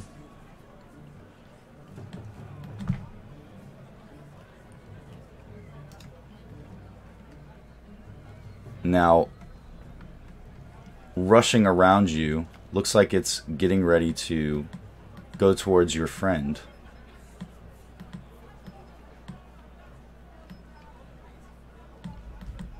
And Latanya, you see this thing emerge from the water with its spear, like it's getting ready to stick you with it.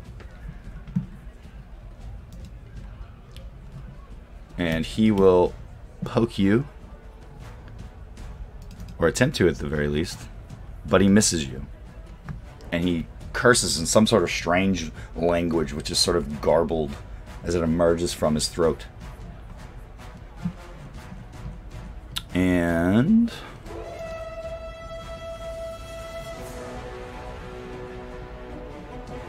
Auri, it is your turn again. You are currently caught within this whirlpool.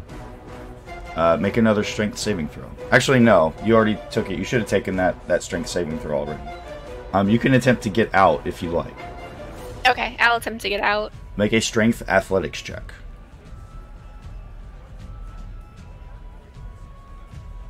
Unfortunately, that is a failure. You are stuck within, and you're noticing as this other creature, this Sahaugen, is trying to swim away from you, but he appears to also be caught in the vortex. He got too close. He's not in it yet, but he's trying hard to swim away from you. Okay, can I still attack when I'm in it, or? Sure. Well, okay. You use your action though to attempt to get out of it. Okay. Alright, well, I guess I can't do anything then. Okay. Enjoy your whirlpool bath. Are we, like, I heard that they were in trouble. How many, I would like to be running towards the docks, the bridge. Okay. Unfortunately, you are nowhere near them. Eli, Yeah. Gunny, and Goender are too far away to help at this point, unfortunately.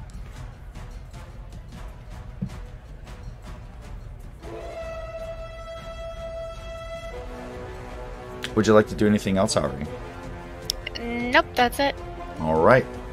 Lathana, it's your turn. Okay. You see this fishy-faced guy, and he is popping up out of the water to say hi to you. And he looks like this.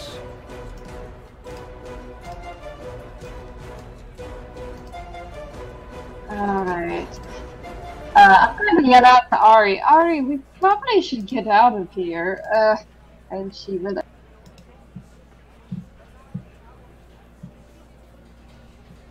That is a hit. Okay, cool.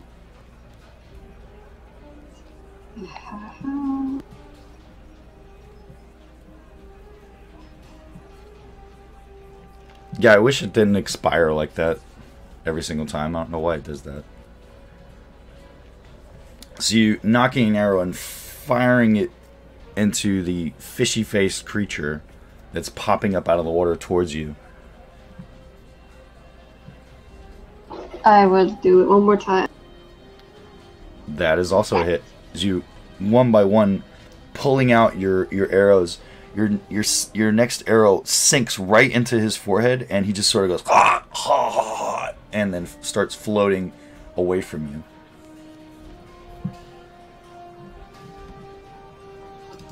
Alright, that's the end of my turn, except to say I probably should get out of the water somehow. Just kind of splashing around in the whirlpool, looking helpless.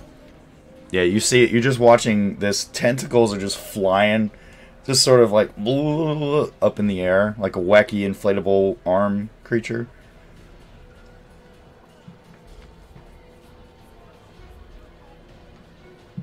Would you like to do anything else, Lithana? That's it. Your friend is stuck in a whirlpool. You're just gonna stay right there on top of the casks or whatever those are. There's not much I can do. I'm not a wizard. You can run away and leave her. Right. Well, I'm not going to do that. Okay. I'm just giving you options.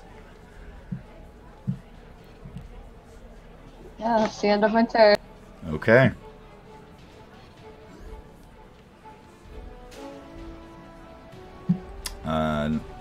Sahaugen 2 is going to attempt to get away from the whirlpool that his companion stupidly cast right near him. And he fails. He gets sucked into the whirlpool. And he takes 9 bludgeoning damage.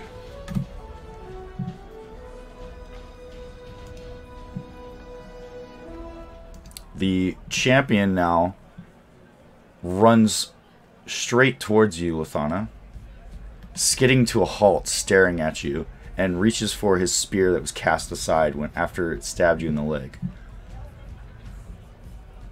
And the Wave Shaper now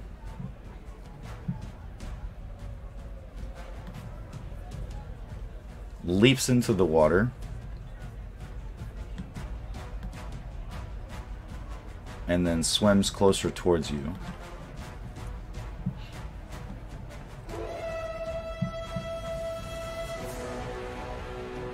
Do I have a reaction? Because he got that close? What kind of reaction? But, I don't know. You Maybe step on the spear, try to not let him pick it up? You can go, ah! As he gets close to you. That's a reaction. Oh, okay. Ah! Another Sahaugen now emerges from the wreck, the bottom of the canal now, and he is going to begin swimming towards the canal and stepping up. And you're hearing now, Lithana, like some people off in the distance going, "There's a fight going on down there! Hurry! Get somebody to help!" And Auri, it is your turn. Would you like to attempt to escape? You can also just try to attack this guy. You're going to take another bludgeoning damage, some more bludgeoning damage from him. Yeah, I'll attack him.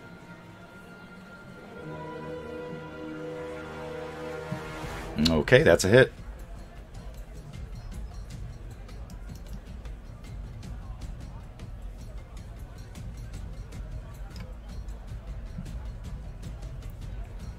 As you lash out with your tentacles, slamming into the Sahaugen. You can see him getting pulled in closer to you as the whirlpool is pulling you and spinning both your like tops in the water. Alright, it also says if he's a creature, he's grappled with Okay. the DC of 16.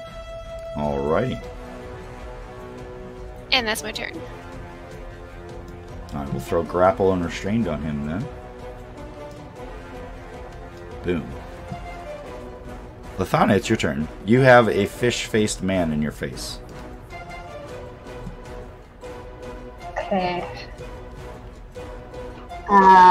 With my bonus action, I want to step on his spear so he can't pick it up. Can I do that?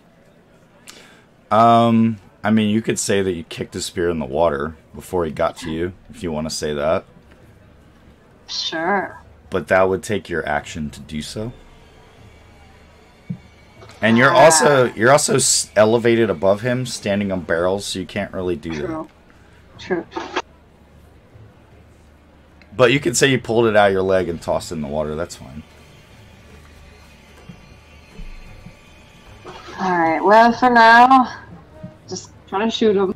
Okay. And he's got his arms reared back, his chest puffed out, and he looks like he's getting ready to slash you with his claws.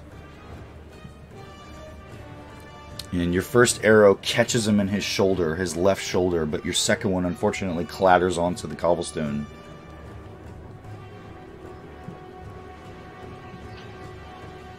Hey Ari, how you doing? You almost done with it? And that's the end of my turn. Okay. Sahaugen number 2 is going to once again attempt to get away. Oh, but he's restrained. Can he attempt to break out of your restraint? I believe he has to make an escape check, if I'm not mistaken. Yeah, the DC 16. Alright. Well, he failed, so you still have him wrapped up in your tentacle. And that was his turn. The champion now is going to attack you, Luthana. Which he will make his attacks with advantage because he has Blood Frenzy and you are hurt. So he attempts to slash you, and you hear the sound of the wood from the barrel that you're standing on. As it's rended, he nearly rips it apart with his powerful swipe. He then attempts to bite your leg right in your femur. And you hear the audible sound of him growling as he lunges forth. And you can hear the sound of his teeth clattering as he bites into your leg armor. The Wave Shaper is going to move along. Let's put him right here. And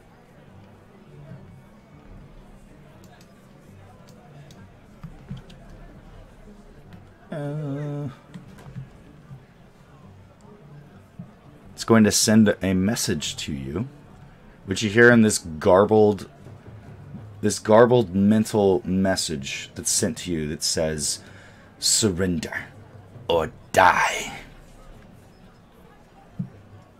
You can respond to this message.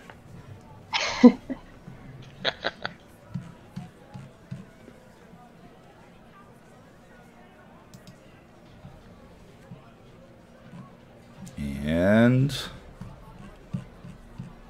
Sauga number 3 is going to rush forth. Now it stops, skids to a halt, and he's looking out above the canals.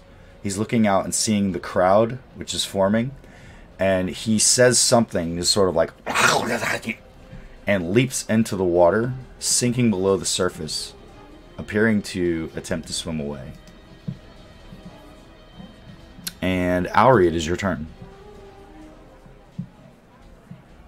Alright, I can't actually attack because I have this guy grappled. So...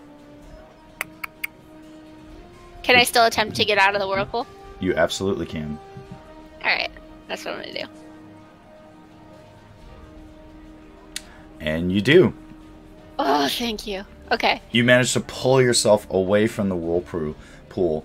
The whirlpool is still churning, and you can feel its pull, but you pull him, and he's wriggling underneath the water trying to get away from you. Would you like to do anything else? You can move your token if you wish. Yeah, I will move towards closer to Lathan. Okay. This guy will move with you because you got him grappled. Yeah, I'm giving him a hug. Okay. Alright, end of my turn.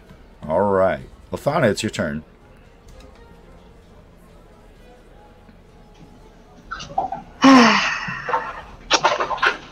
She just looks at the guy. And he's just sort of like grinning, and just slime and slobber is dripping out of his mouth as he's looking up to you. And he's now, his movements are slowing down a bit after he hears what he hears, like he's hearing something from his companion. Kind of turns and looks towards the other one that summoned the whirlpool.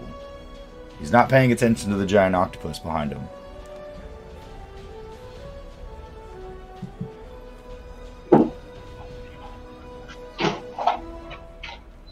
Alright. We surrender. Okay. Is that a deception? Yes. Alright, roll a deception check. Okay. Then Let's see.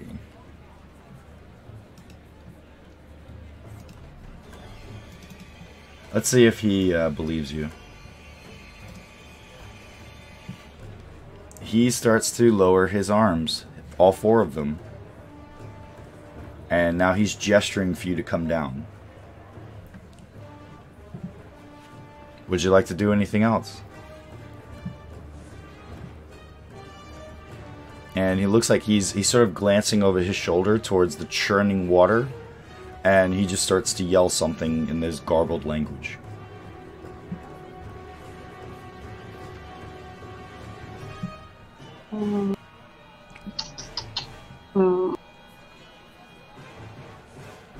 I should remind you, you can't hold your action because you started by talking to him, yeah.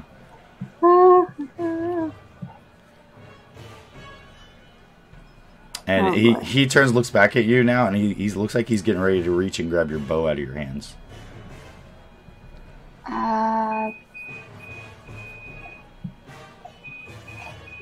Shoot. What are you doing, Lathana? She's gonna put her bow down. You gonna lay your bow down, or are you gonna let him take it away from you? No. Okay. She's gonna put her foot on it. You're dropping your bow? Mm-hmm. Okay. It clatters off of the barrel onto the ground in front of you, and in front of him. And she gets down off the barrel. Okay. He's getting ready to grab you and grapple you. Is that all you wish to do? Gosh. Stab him in the throat! She takes out her scimitar and stabs him in the throat. Okay, as part of your action, you can draw your scimitar and attack him.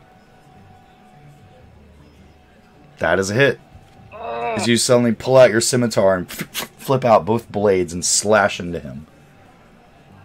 And that is a critical hit. As you spin around and slash him, cutting off one of his finned ears. It plops into the water. And he just looks a shock on his face as he reaches up to the hole that you've created in the side of his head. Get your second attack. She did it already. That was her critical hit. Help me, Ari, help me! Is that the end of your turn? I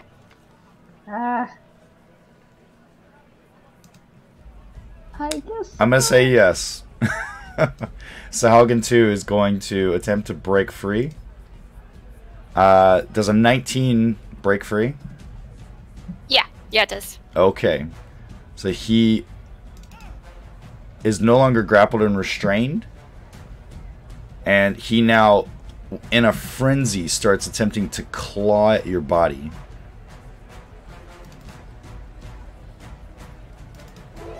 First slashing you. Nice. and then attempting to bite one of your tentacles off.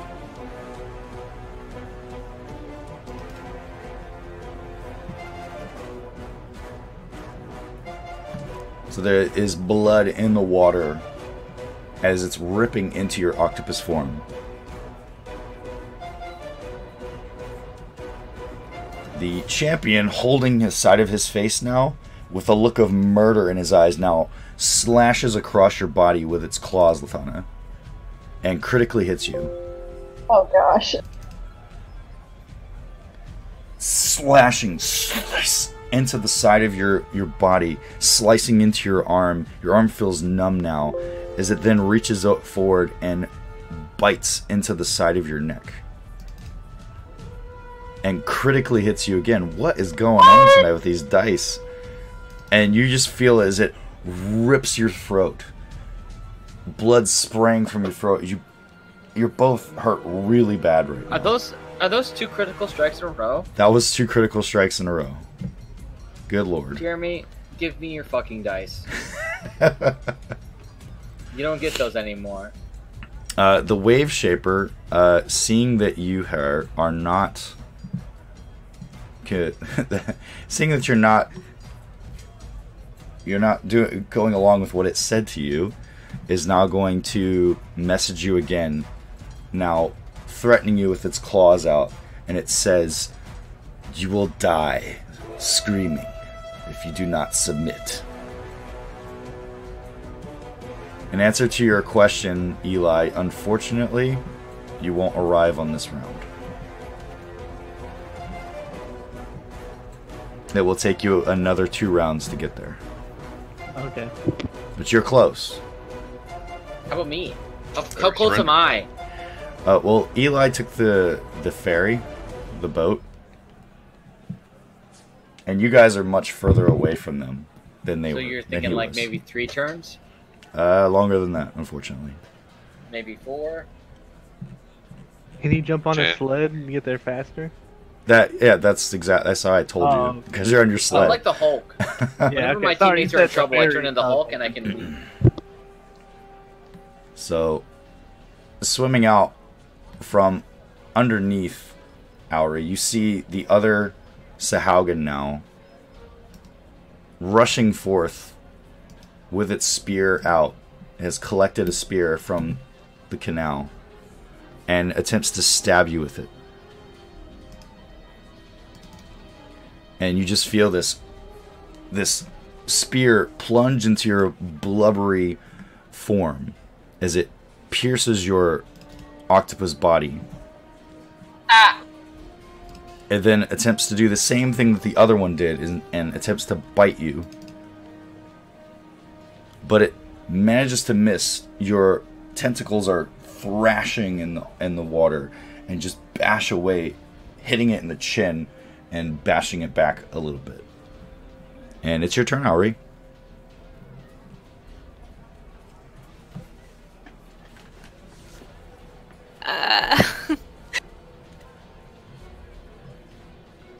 Alright, well. You have these 2 fish-faced creatures that are attacking you. One is slashing you from one side. The other one is poking you with a spear to trying to bite your tentacles off. Alright, I'm gonna attack back. Okay. That is most definitely a hit as you whip out one of your tentacles and bash into the creature. And would you like to grapple him? Or would you like to keep your tentacles free? I'm gonna keep my tentacles free this time. Okay. And would you like to do anything else? You're hearing cheers now, people saying, "You get him! Get him! Get that big octopus! No, don't vow for the octopus! Get those fish people, I hate them!" Okay, that's the end of my turn. Okay. Lathana, it's your turn. You now have 2 of these fish-faced people in your face.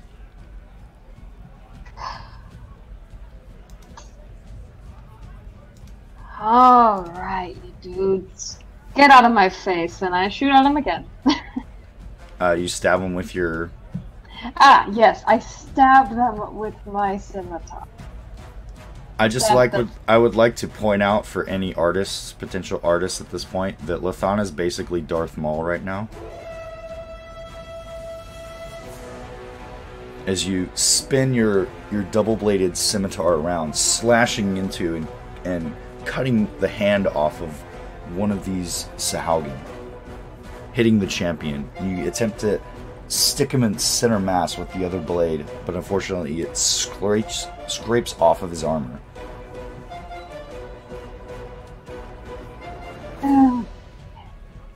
Ari, how are you hanging in there? Is that the end of your turn, Lithana? That's yes. Alright. Number 2 is going to continue slashing and clawing into your blubbery friend.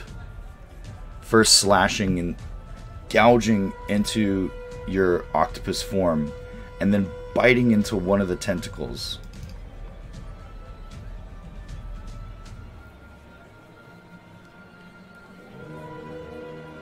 The champion now, who is very badly injured, is going to first slash at you, Lithana. And you just feel his claws raking down your left leg, tearing into your pants, into your armor, and nearly ripping off part of your armor from your leg.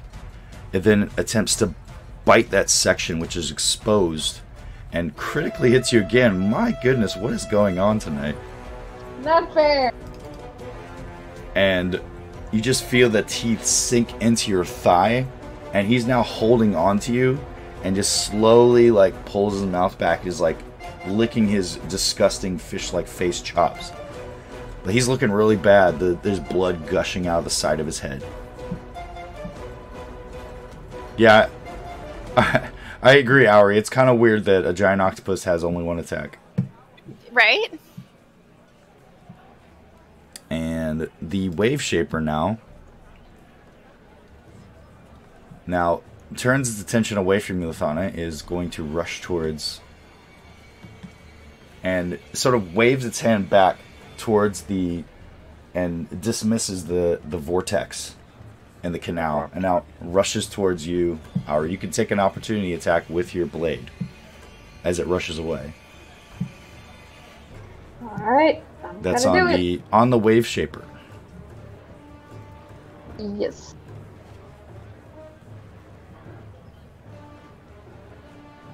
Okay, I'll take that first hit. Did I do twice? You did it on the wrong person. I did? Oh, yep. I targeted 2. Whoops. Yeah. On the wrong Sorry. person. Sorry. That's okay. I will make him no longer dead. And I will take the damage and I will put it onto the Wave Shaper. Sorry. It's okay. So you just managed to stick him with your scimitar as he starts to move away from you. And he heads towards the octopus and sends a message to you, Auri, now in your octopus form, and says, I know you two are linked. Submit. And on Sahaugen 3's turn, he's going to continue to attempt to stab you, Auri.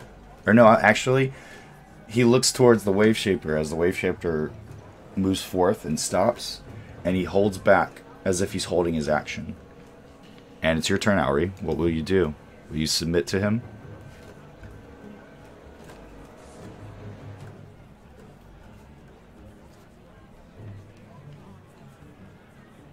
Hello, Auri, are you there? I'm there.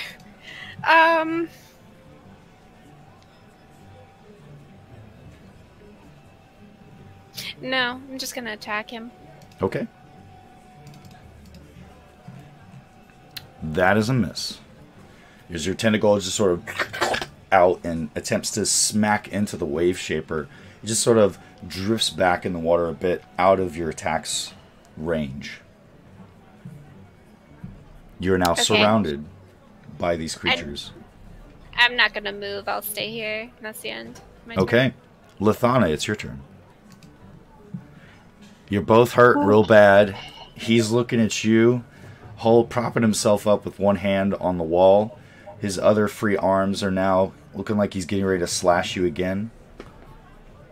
Okay. You're breathing heavy. You've got your scimitar in your hands pointed towards his face. I'm going to cast Zephyr Strike. Okay.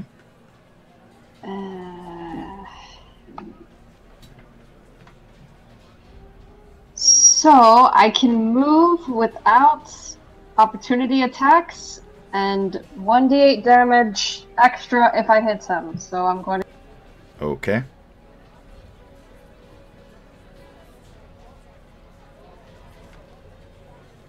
It would be so poetic if you rolled a critical hit right now. It would.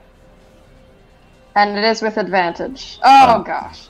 Unfortunately, your Zephyr Strike misses. It's just sort of like a energy trail as your blade swishes, and he just moves back just a few centimeters out of the range of your blades.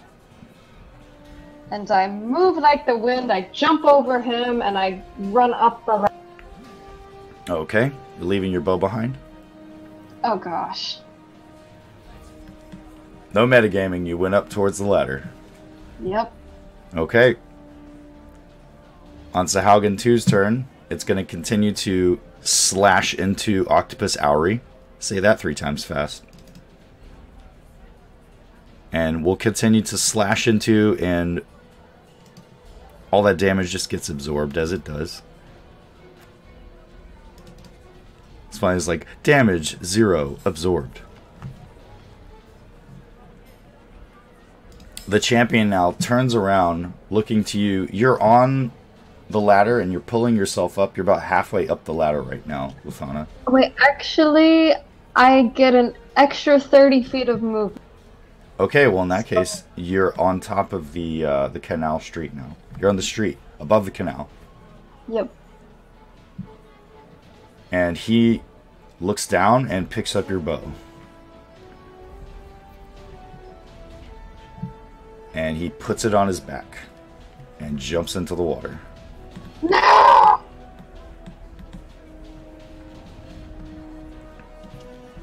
And on the Wave Shaper's turn, he's going to attempt to slash you, Owry. Whoops.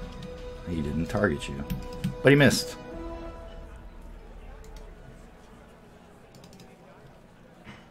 And missed with his bite as well. Apparently he's not very good at it. So, Eli, would you like to roll initiative? Yeah.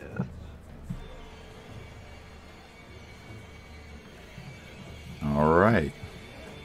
On the start of the next round, Eli, you arrive just over the canal bridge, and you can see a very wounded Lithana has hauled herself up off of this ladder onto the street, huffing and puffing. You see all these strange, sort of slimy-skinned fish-like bipedal creatures that are seemingly surrounding and attacking a giant octopus.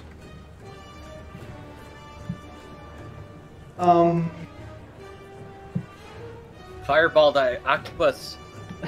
Yeah. You don't know it's already.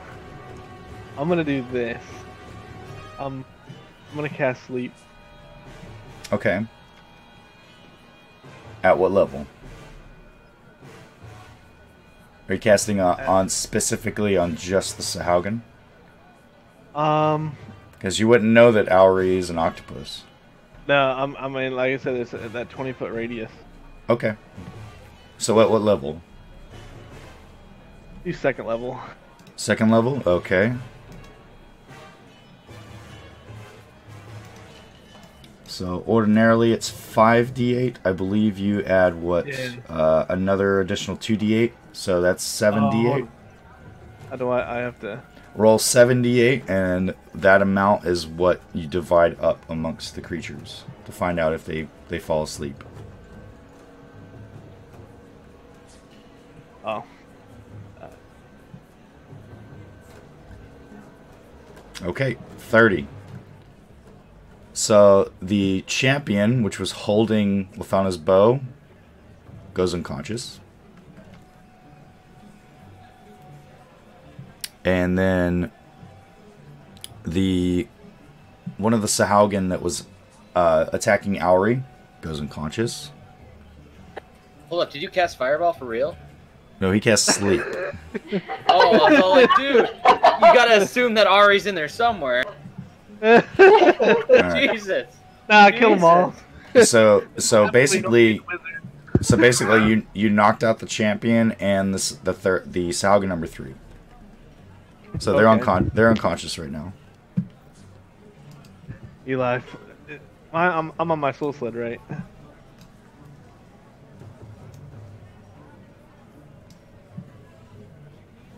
Jeremy?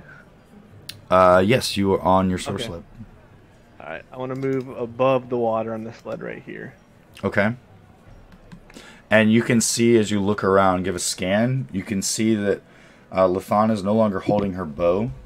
You see this octopus, its arms thrashing in the water, and you see that 2 of the Sahaugen are now appear to be asleep, floating on the surface of the water, and the current is carrying them down a little bit. What's going on? And I'll end my turn. Okay. Sahaugen number 3, he's going to drift down the current a little bit.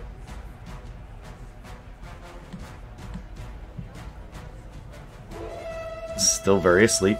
Auri, it's your turn. You saw this sort of like a misty spray that emanated over the edge of the bridge, and as you looked up you saw the crystal source sled as Eli hovered over above you.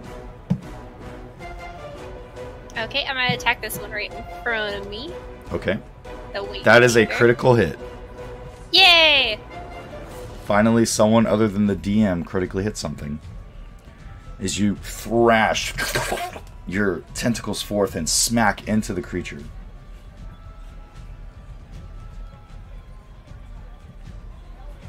Okay, and I will grapple him. Okay. Which one was it? It was the Wave Shaper? Wave Shaper. Wave Shaper, okay. He is grappled and he is restrained. And is that the end of your turn? That's the end. Okay, Lithana, it's your turn.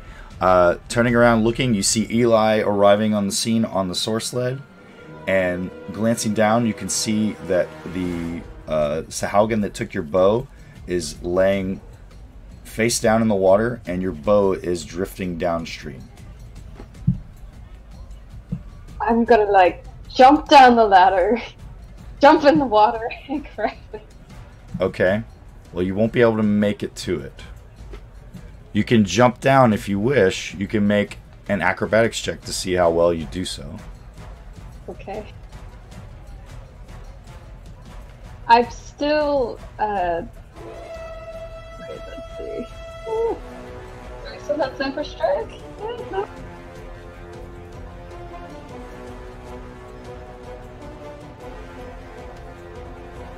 Ah, 23.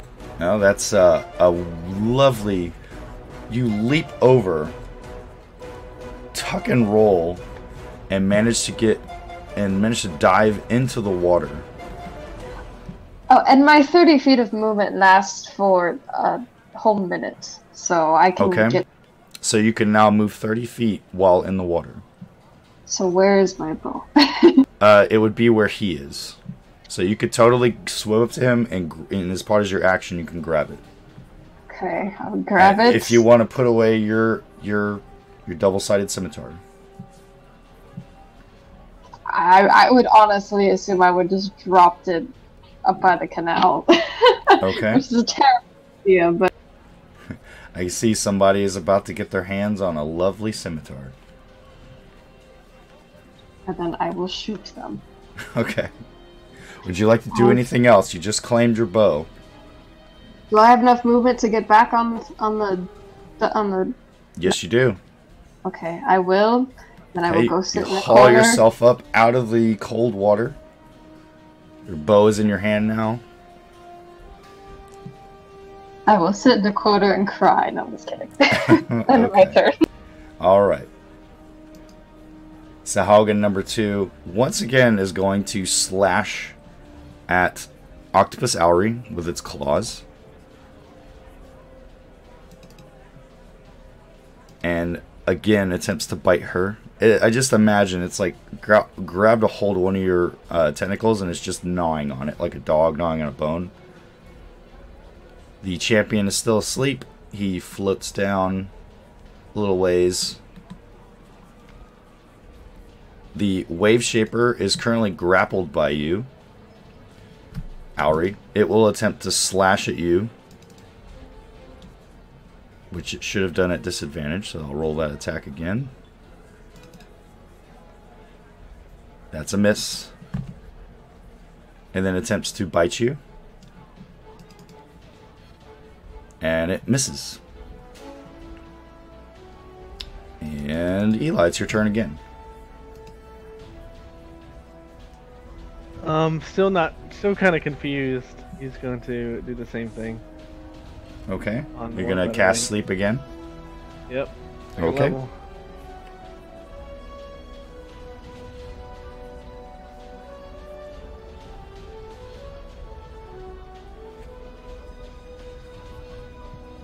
Alright, that's 41. 41. Okay. So we'll go ahead and say that Sahaugen number 2 is now asleep.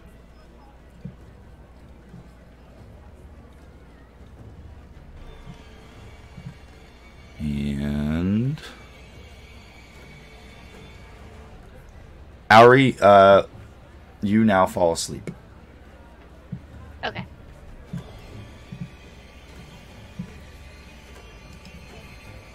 Is Lathana affected by that too? No, because Eli didn't target her. I know she's an ally.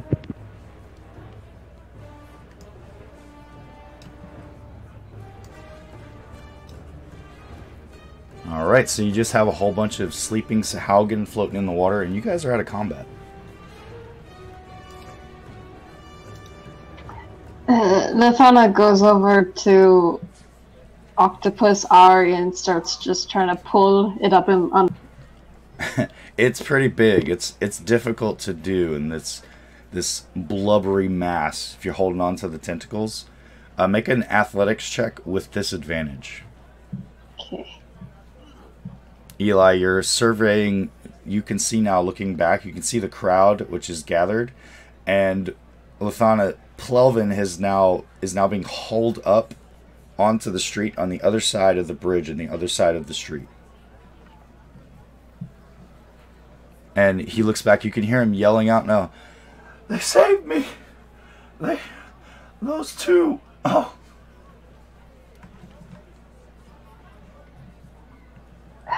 Hey, Eli.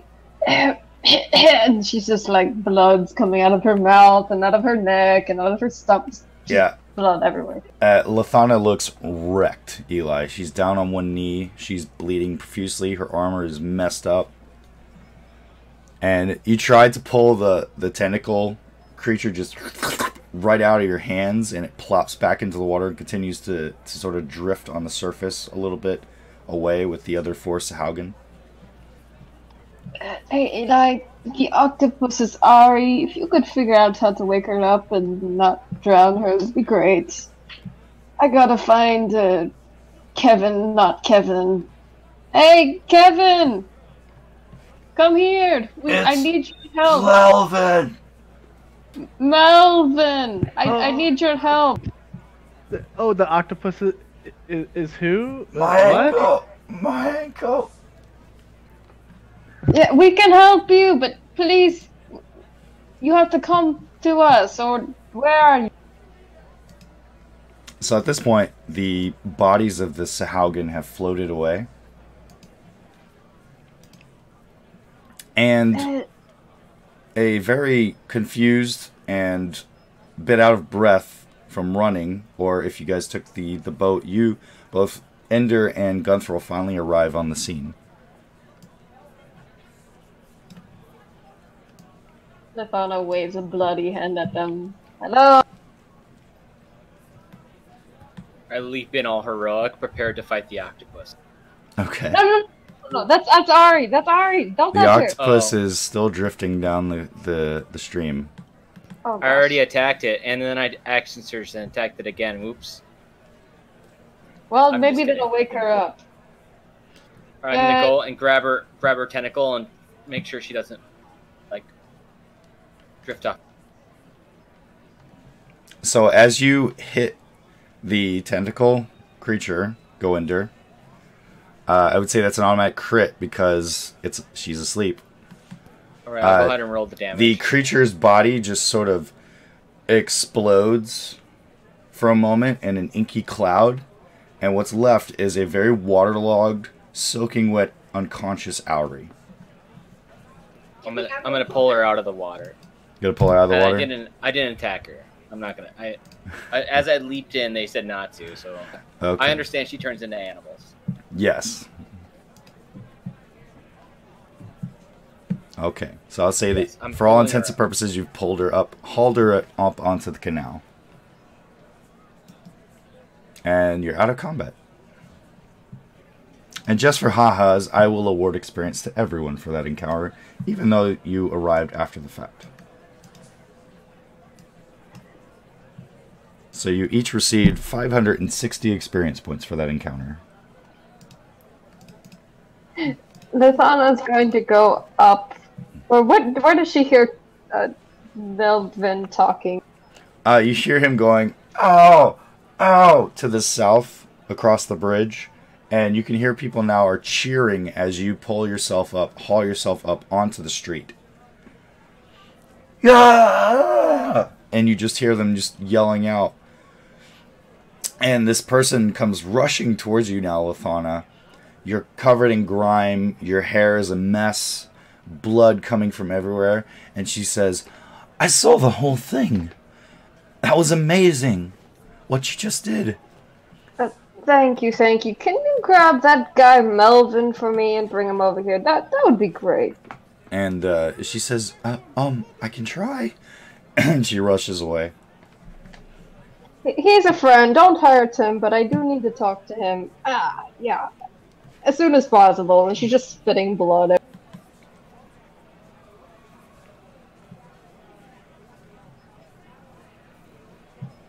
And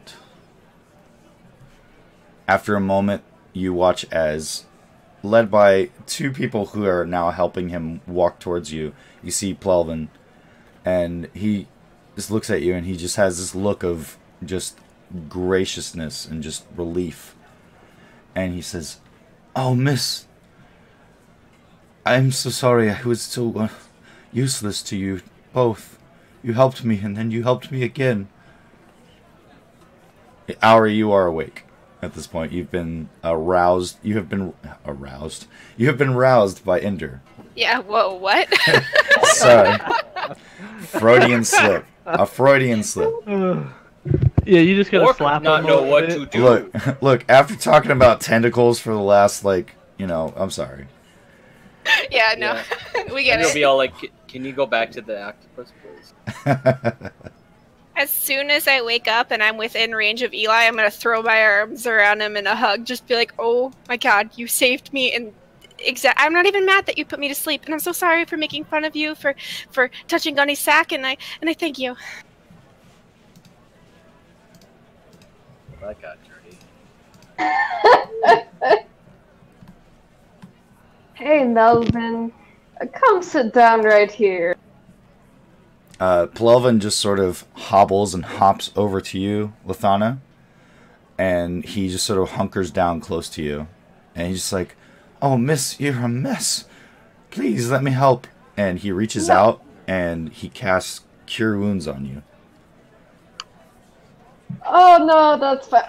And she looks at him suddenly like, oh my gosh. And you feel this wave of energy pass over your body as all of your wounds are knitted.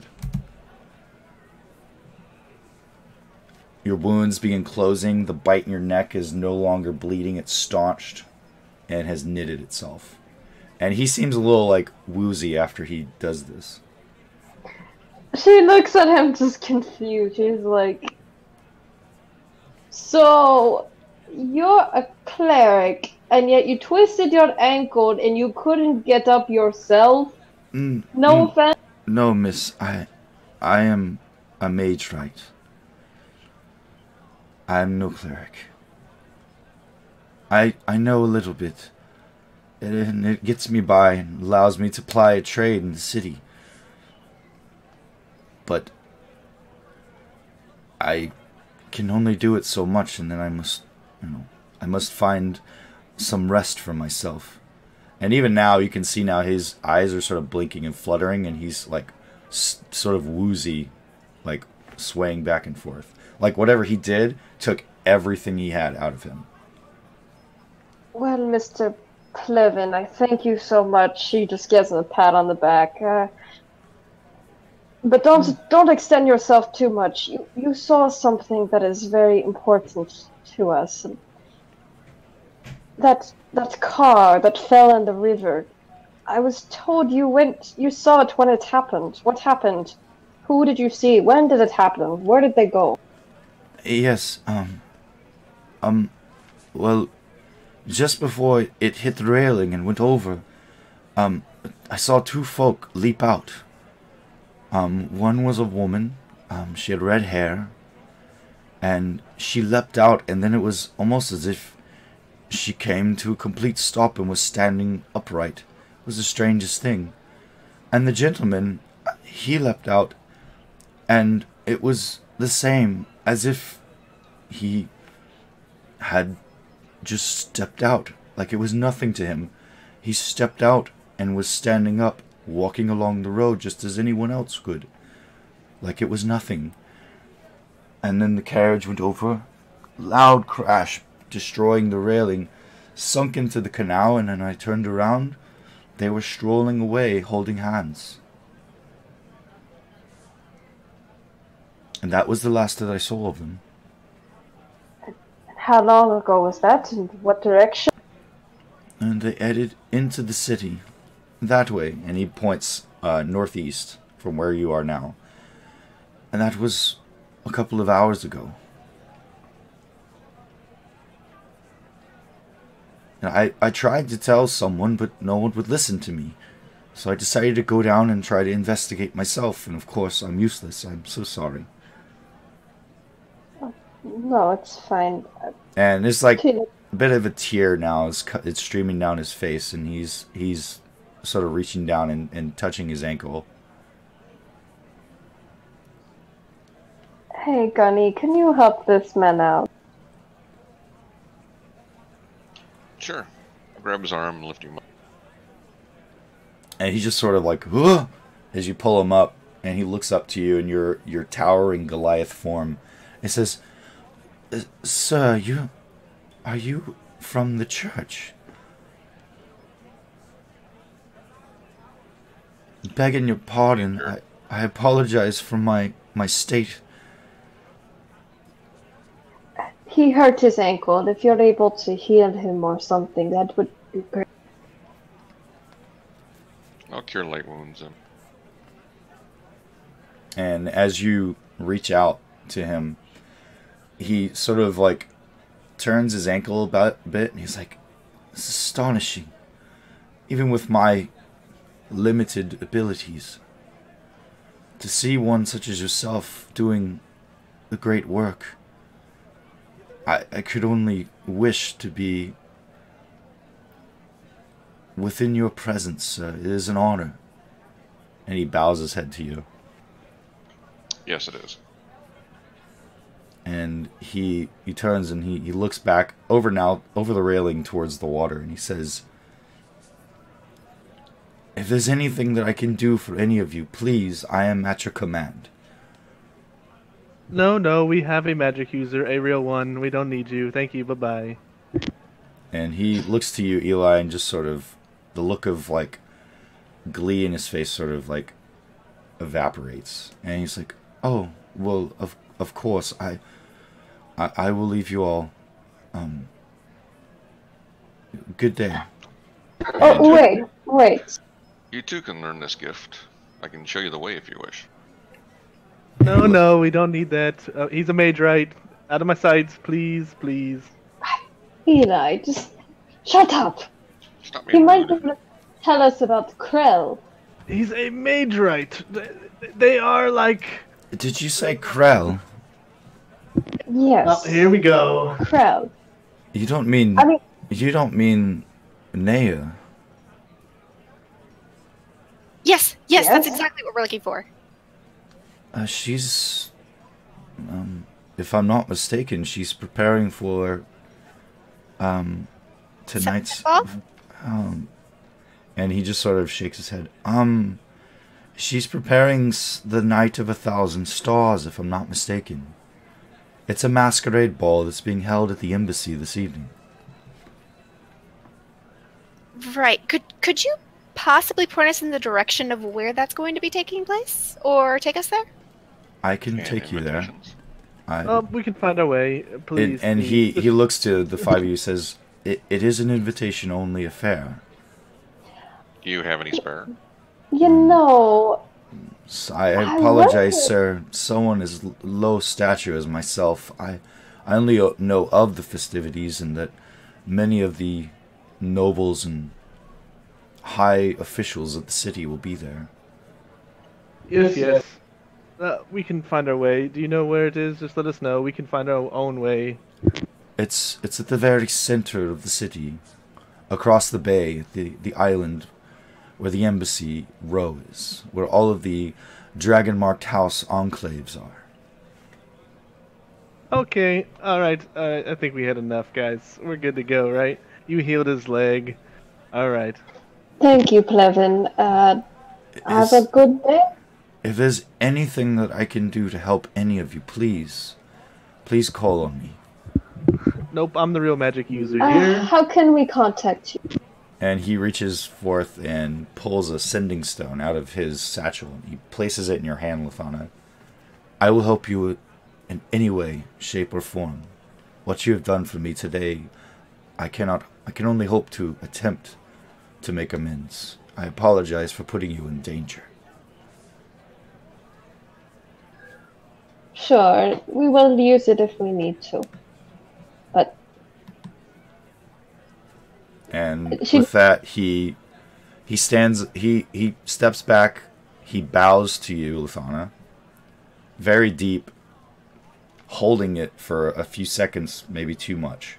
And he uprights himself, and he begins to walk away. Looking back towards you, Gunthral, he gives you a very deep nod of the head and reverence towards you. Looks back towards you, Eli, just sort of cocks his head to the side with the eyebrow raised, doesn't say anything, keeps moving on. And at this point, I'd say you guys it's 2 minutes past 10. We can come to a place where we can stop if you guys like. Yes, please. Okay. So, as you all stand near the sidewalk on the edge of the canal, watching Plevin walk away, looking off in the distance for a moment, and then your eyes drifting down to the canal itself, seeing the black mass, which appears to be the stolen horseless carriage that Elric and Rosalind took from Zilspar. And that's where we're going to end for tonight. Ooh. I apologize ahead of time. I'm having a little bit of congestion issues, so my voice will not sound like I normally sound. I will endeavor to do my best to deliver a roleplay experience just like any other time. It sounds like he smoked a few packs of cigarettes. Well, it's this time of year I get to do my Solid Snake voice, my David Hayter voice. Can you say snake over and over again? Snake. No, he doesn't say his own name over and over again. That's Otacon. Oh yeah, it does. Yeah, no, Snake was more, he would, he just sort of like, Colonel. You're nailing it right now. Metal Gear.